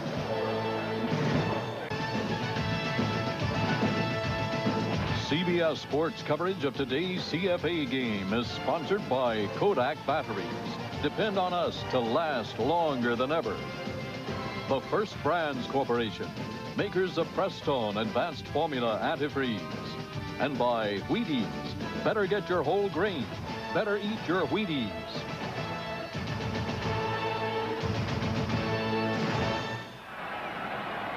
The beauty of Colorado and the campus set right against the Rocky Mountain Range. Folsom Field is truly an on-campus stadium. Its architectural design blends right in with the Western-style buildings of rock and tile here. The stadium opened in 1924, named after the coach, Frederick Folsom, who coached here at the turn of the century. It's the 65th year of playing football on the hilltop, as it's known. But there's never been a bigger one than this one today. And it's coming down to the final quarter with Colorado leading Nebraska 24-21. Jim Nance along with Pat Hayden and John Dockery. And Colorado on 1st and 10. And Hagan will tuck it in and gets tripped up near midfield by Mike Murray. You know, we talked earlier about this being a game of memories. Well, Mike Murray, the nose tackle, a senior, only 5'9", 240 pounds.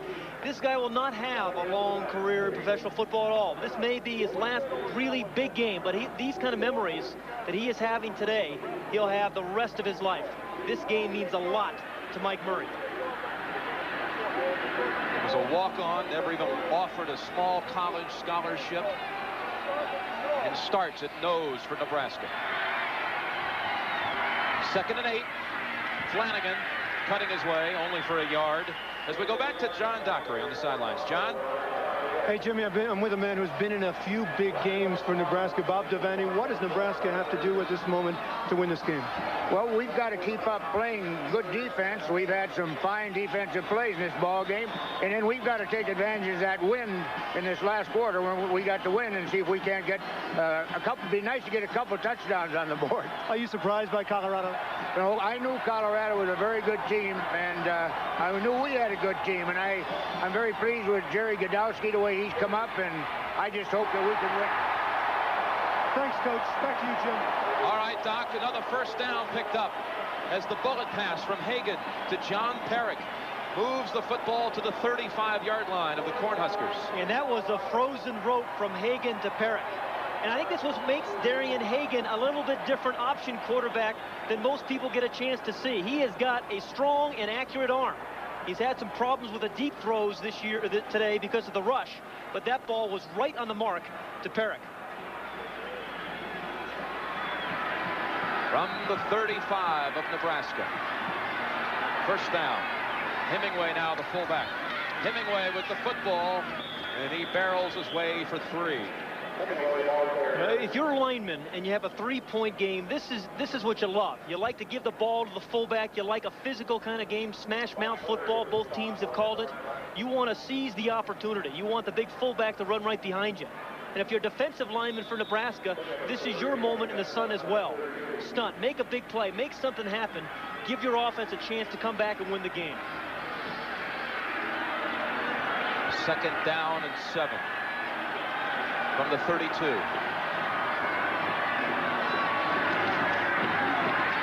Hagan down for a loss by Mike Kroll. Charlie McBride, the defensive coordinator in Nebraska, says that Mike Kroll is one of the best players I have ever been around. He's got the size you like. He's 6'3", 225 pounds. He'll tip balls. He'll block kicks. He intercepts passes. He jumps over guys.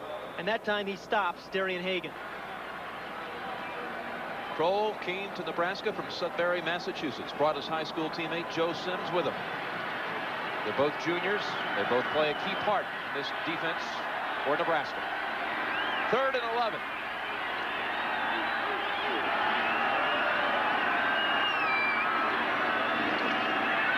Hagan running left and into the open. Inside of the 20 and out of bounds at the 19. A gain of 17. Pritchard gave him a big block, and then he didn't know what to do with Bill Coleman out in front. But you know, Jim, Darian Hagan has done it today with his feet, but that time he did it with his head, because this was an audible. He saw the defense overshooting this way, and he comes right around here, the defense overreacting. But this was an audible. Defense overshifted to the right. He came right back. Trying to follow the block of Bill Coleman. Coleman's not used to having that kind of speed behind him. He may have scored had he cut it to the inside. On 1st and 10, it's Hagan again. He may get his touchdown here. No, he stopped at the 3-yard line.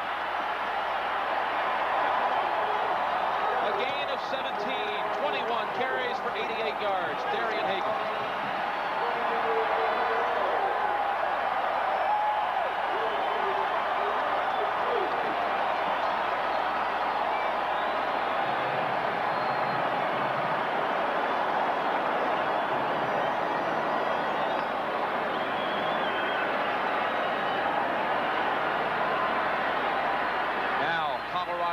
Coming into the teeth of its own student body section at this end zone.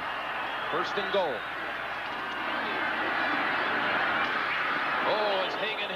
by Pickens, Bruce Pickens. He thumped Hagan as he was cutting it toward the goal line. Well, Bill McCartney's team in scoring position today has had great success when they've run the option out wide. That time they forced Hagan to keep the ball, but they've been most successful, particularly in the first half, when Hagan pitched the ball down here to Flanagan on the corner.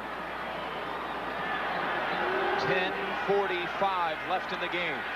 Colorado leads by 3, trying to go up by 2 scores. 2nd and goal.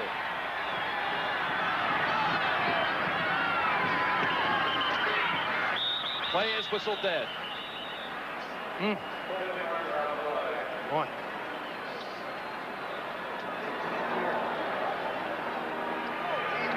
Dead ball.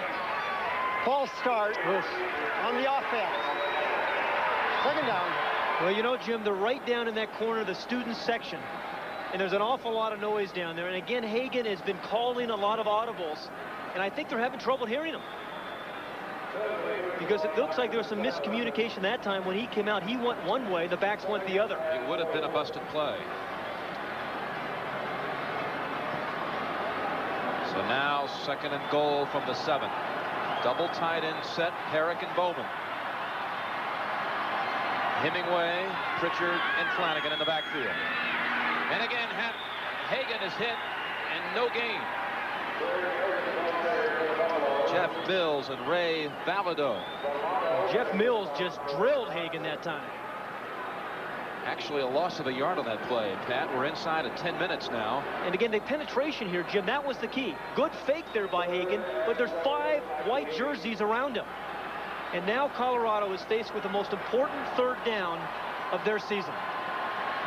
Valido threw him to the line with velocity. And now from the 8. Same backfield.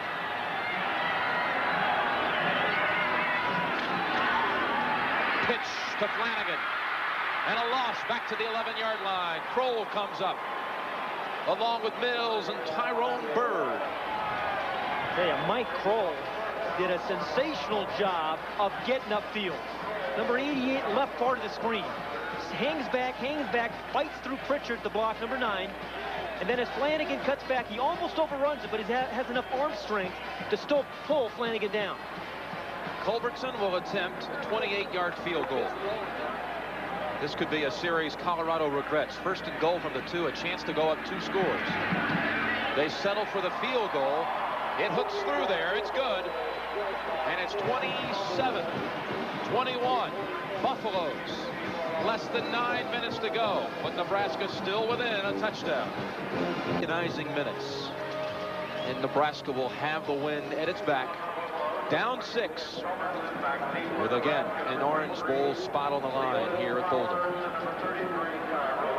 Jim, we've said a couple times, it's been a day of big plays and a day of adjustments, both offensively and defensively. Hughes and Flowers back deep for Nebraska. Into that win, the kick only comes to the 12-yard line. Richard Bell on the return. Now that is Flowers. Leotis Flowers to the 23-yard line. Again tomorrow, NFL action coming your way. We'll get it started with the NFL today. Jim Harbaugh, quarterback, against Green Bay tomorrow.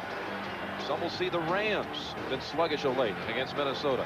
Plus other regional action. The Giants out on the West Coast play Phoenix. Philadelphia won last week against Denver. Now we'll be back out there taking on San Diego. You know, that Ram game is going to be fun to watch. Talk about the rivalries between the Chicago and Green Bay, but that Ram-Minnesota game has been a rivalry, a natural rivalry for years. I played in it. Looking forward to watching it. You played in the NFC Championship game against the Bucs. Yeah, you had to remind me, didn't you? Ken Clark tackled by Tim James, but he gets all the way to the 39-yard line, just shy of a 1st down. Okay, Nebraska down by 6 points as we start this 4th quarter, and they are at 8:26 remaining in the 4th quarter. They have the wind at their back. Now, over the years, they've won lots of games in this situation by pounding people, by running the pitch play, by throwing a screen pass. And this is where their offensive linemen over the years have really taken charge. 2nd down and less than a yard. Bostic left, Bell to the right. Now Bell in motion. And Godowski looking to go along the bell. And McLuhan on the coverage.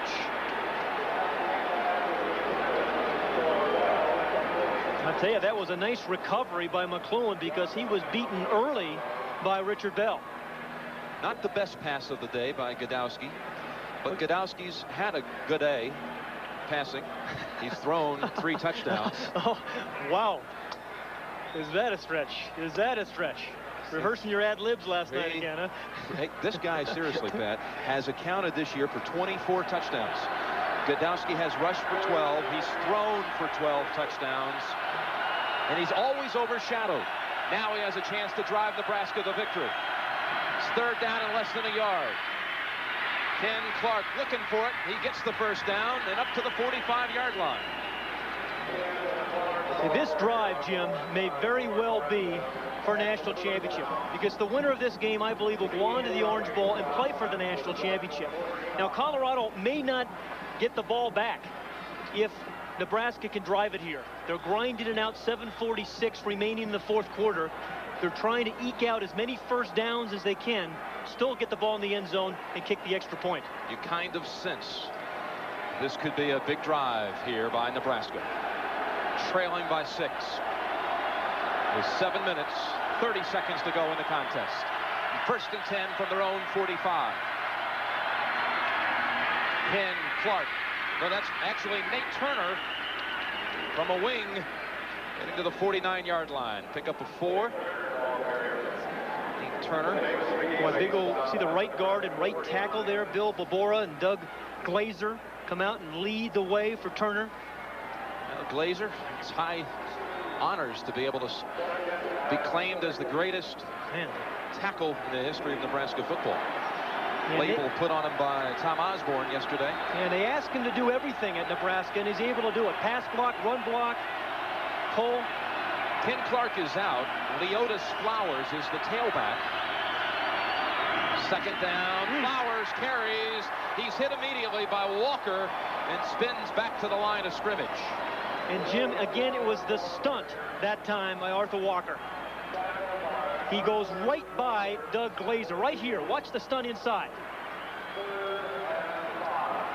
Glazer just doesn't have a chance. He thinks he's going to play head up, but that's their scheme. Stunt, get into the gaps, and cause negative plays. 3rd and 5. Nebraska faced several 3rd down situations on its last touchdown possession. Clark's back in the game, 3rd and 5. Pass caught, 1st down, Gregory. Morgan Gregory at the 41-yard line, tackled by McLuhan.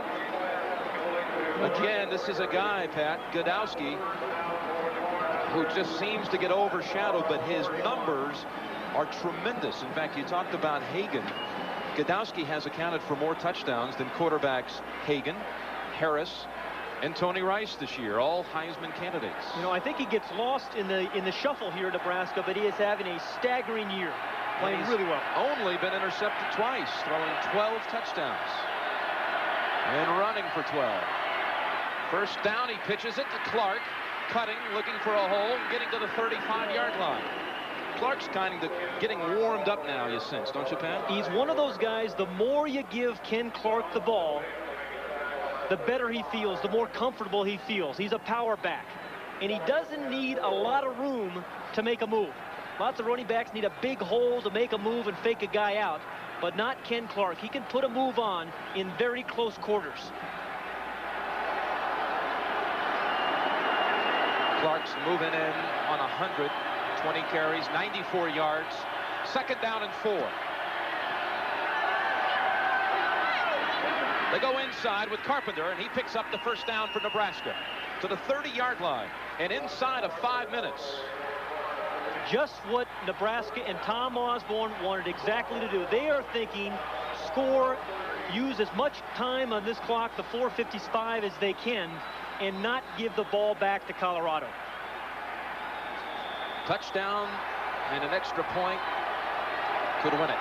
And that's why it's very important, critical right now for this Colorado defense to come up with a negative play. Chris Baugh comes in as a receiver. Double tight end set on 1st and 10.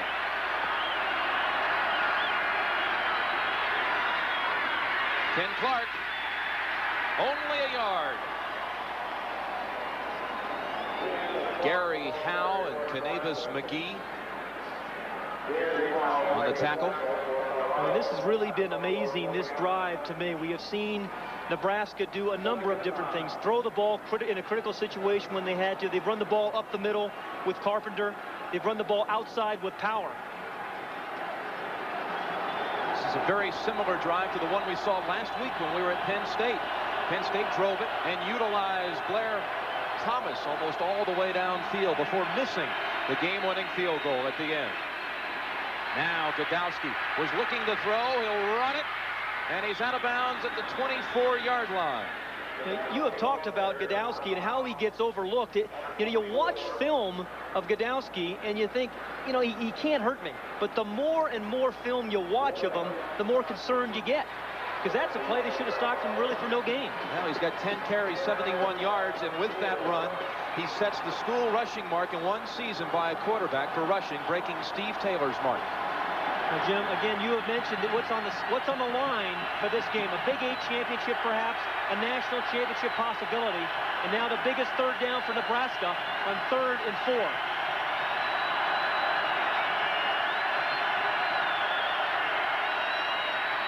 Godowski looking to pitch. No one there, and Joel Steed had a hold of him. What a play by Joel Steed. The nose tackles had a remarkable year in a remarkable game. Tom Osborne calls the timeout. Now Nebraska will talk it over. They'll probably go for it here, Pat, on 4th down. And they may very well have to, but you don't think Joel Steed knows what's on the line? He knows the Big 8 championships on the line. He wants to be in the Orange Bowl. There's a timeout. Nebraska will go for it. His team hopefully drive for the winning score. 27-21, 4th down for Tom Osborne. During that timeout, the Colorado defensive coaches brought the entire team to the sideline and challenged him, telling them this was the moment they've been waiting for. This was the moment of truth, and if they were men, it was time to show it. Pat and Jim? Only one timeout remaining for Nebraska. They've sent 4 receivers into the game. They'll line up some of them on a wing. Carpenter in the backfield. 4th and 6. Over the years, Nebraska's had big plays out of the wingbacks.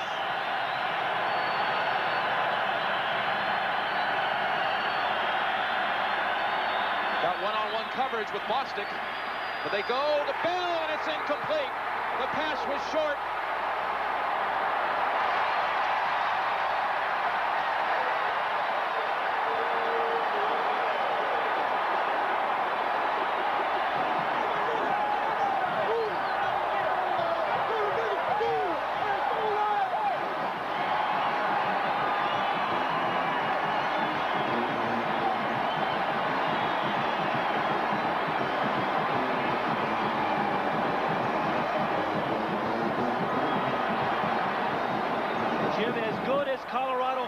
Right now, this game is not over.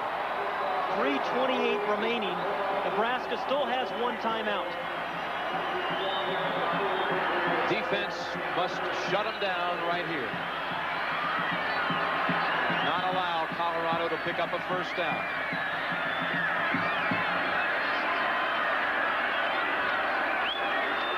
Hagan is tripped up right after the exchange. Kent Wells. Biggest play of the year thus far in college football, 4th and 6. It was Bell, number 21, out of the backfield, but good coverage by Bruce Young, number 7, steps right in front of him. And that allowed, didn't allow any crease for Godowski to throw the ball. And Mike Hankwitz asked his team to get the challenge, meet the challenge. They did. 2nd and 13 after the big play by Wells. Hagan keeps swarmed under at the 27-yard line, and now Colorado faces 3rd and long. And again, Nebraska will get this ball back again. 2:37 remaining. They still have one timeout. Now it all depends on this 3rd down play. 3rd and 9 it will be. Now, Colorado has not had great success throwing the football. You have to give Darian Hagan, their quarterback, a chance to pick it up for you on the corner of the defense.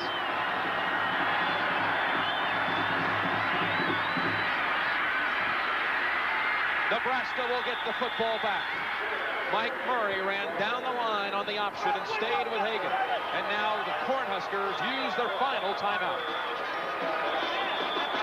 A day for memories for Mike Murray, number 74, the nose tackle. We've talked a lot about him, and that is all determination. Nebraska, trailing by 6, will get the football and one more chance. Mountainous proportions. Nebraska and Colorado playing for the Big 8 berth in the Orange Bowl. And a probable shot at Notre Dame for the national championship. 2 against 3. Colorado leading by 6, but will kick the ball away to Nebraska, a team with no timeouts left. And Nebraska has blocked 2 punts this season already.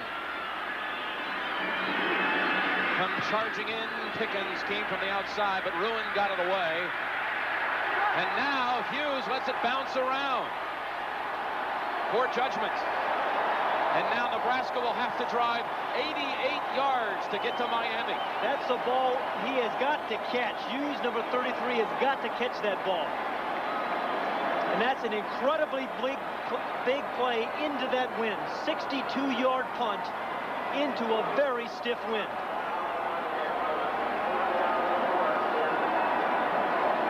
I'll tell you, if Colorado goes on to the Orange Bowl, and if they win a national championship, that is as big a play as they've had all year. Special teams again. Colorado's had huge plays out of their special teams. Jeff Campbell on punt returns and Ruin there on the punt. That ball did roll 18 yards. With the wind at their backs. 1st and 10, Nebraska. Godowski setting up a screen to Carpenter, incomplete. And the Buffs read that one all the way, including Chad Brown. That was the play they ran the first play of the game for a touchdown. But that time, Chad Brown, the inside linebacker, read it beautifully. No timeouts remaining. But they do have 95 seconds.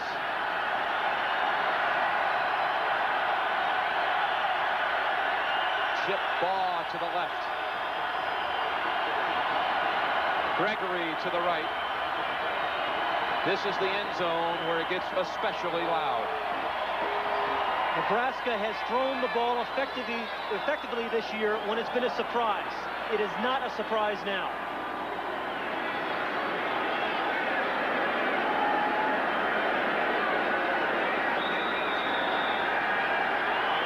Second down and 10.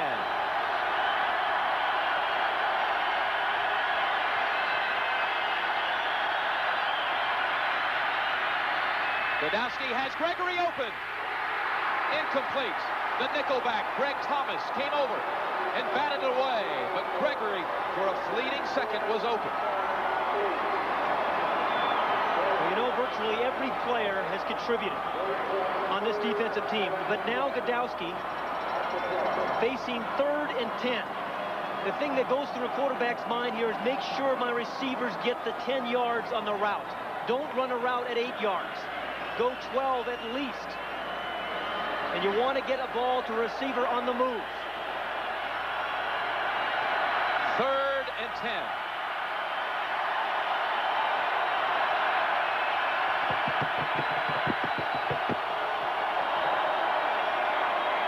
They run the football with Carpenter, and it only nets 2 yards.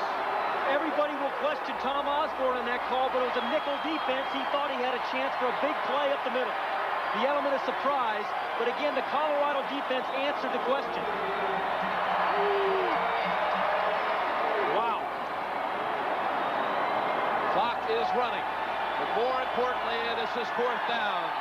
This is the last chance for Nebraska.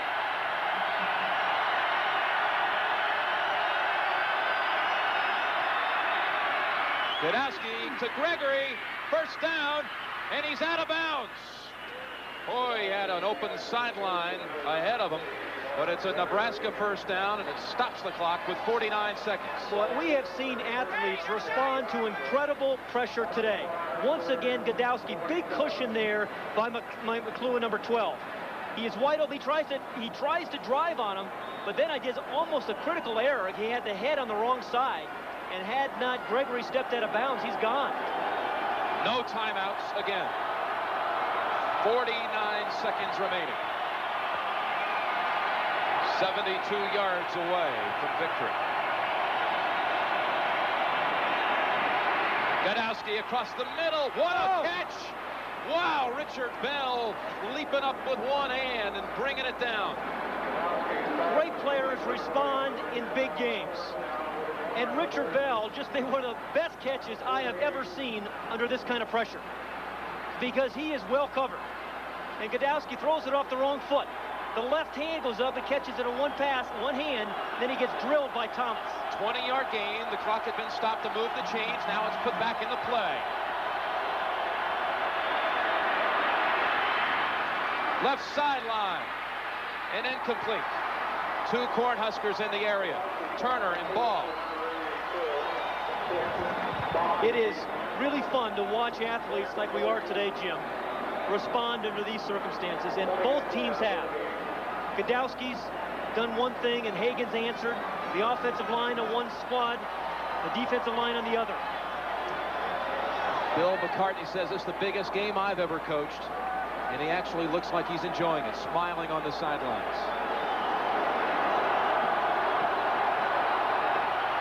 25 seconds to go.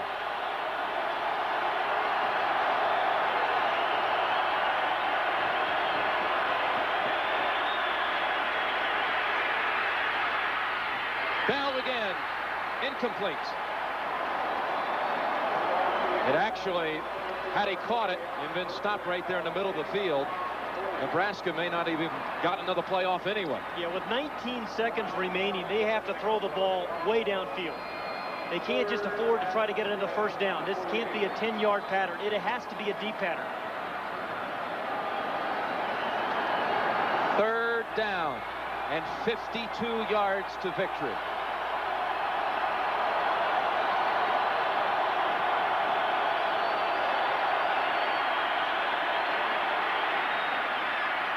A little too high for Kratzenstein. He was open. That route's not going to do it for you, Jim. He was open enough where he might have been able to catch it and get out of bounds around the 40, but still, you're right. Well, you've got to go down now. Fourth down and only 14 seconds remaining. John Bostic has been the big play receiver for Nebraska all year.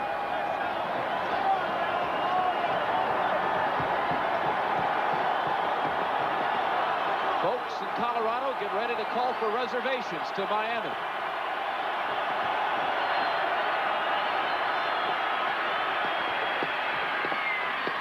Morgan Gregory. And he's tackled at the 42-yard line. They'll have to measure for a first down. They'll stop the clock. Patton is right at the first down yardage. Boy, and what a big break there for Nebraska, which means they'll get one more shot. And now they can actually throw the ball into the end zone. Officials timeout. They're going to measure. This will be close. If he's short, the game is over. Godowski needs to have his team on the line of scrimmage, really, Jim, because they'll start the clock again. They'll put the ball back in the play, the clock back in the play. Yeah, so he's got to be up at the line of scrimmage. First down, Nebraska. He's telling them, get to the line. We're going to put the clock into motion. They've got Bostic and Turner set to the left. One last play to decide the Big Eight.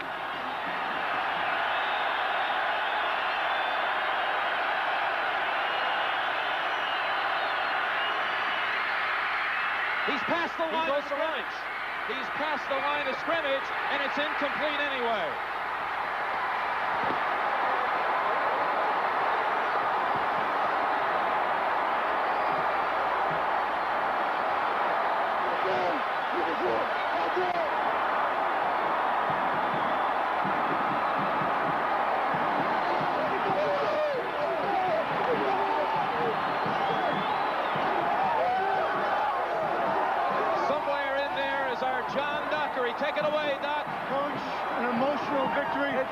game of your life. Can you tell us? Oh, yeah, it's the biggest. It's as sweet as it gets, and I couldn't be prouder of our players and coaches. We've worked real hard to get where we are, and we want to be humble in victory, but we want to enjoy it. Darian Hagan, Hagan was sensational. Hagan should win the Heisman Trophy. Special teams spectacular too, Coach. Special teams were out of sight. Congratulations, back to you. Okay, guys. All right, he's touting his quarterback now for the Heisman. In Colorado, now just a mere formality away from locking up the Orange Bowl berth. All they have left is Oklahoma State and Kansas State. To make it official, they just need one win. They should have no problem with that.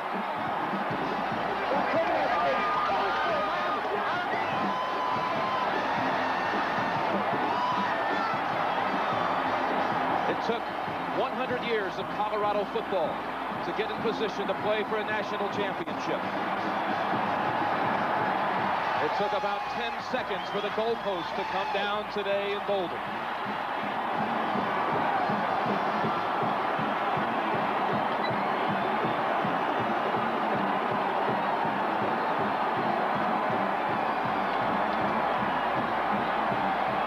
They've won it for Sal. They've won it for themselves. Colorado is now 9-0 on the season.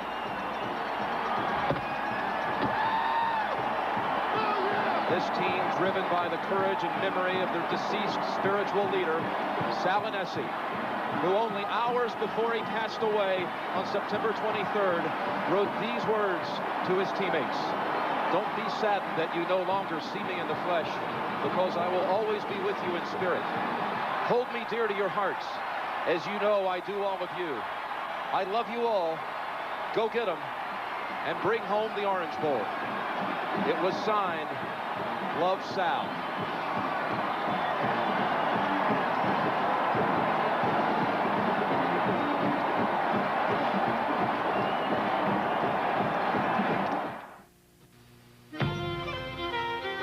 Mr. Ian McKenzie. I'm Angus McKenzie. Ian's moved down the road. Today, with service to 175 countries, Oh, you've been wanting Ian Alistair, Mackenzie. UPS delivers to nearly 4 billion people, Also for McKenzie. including the extraordinary concentration of Mackenzies along the northeast coast of Scotland. Mr. Ian Alistair McKenzie. No trouble finding him, did you, lad? No trouble at all. UPS, we run the tightest ship in the shipping business. Now Chevrolet offers cash back on even more new Chevy trucks. Up to $1,250 cash back or 6.9% financing on most new Chevy trucks. Pick up.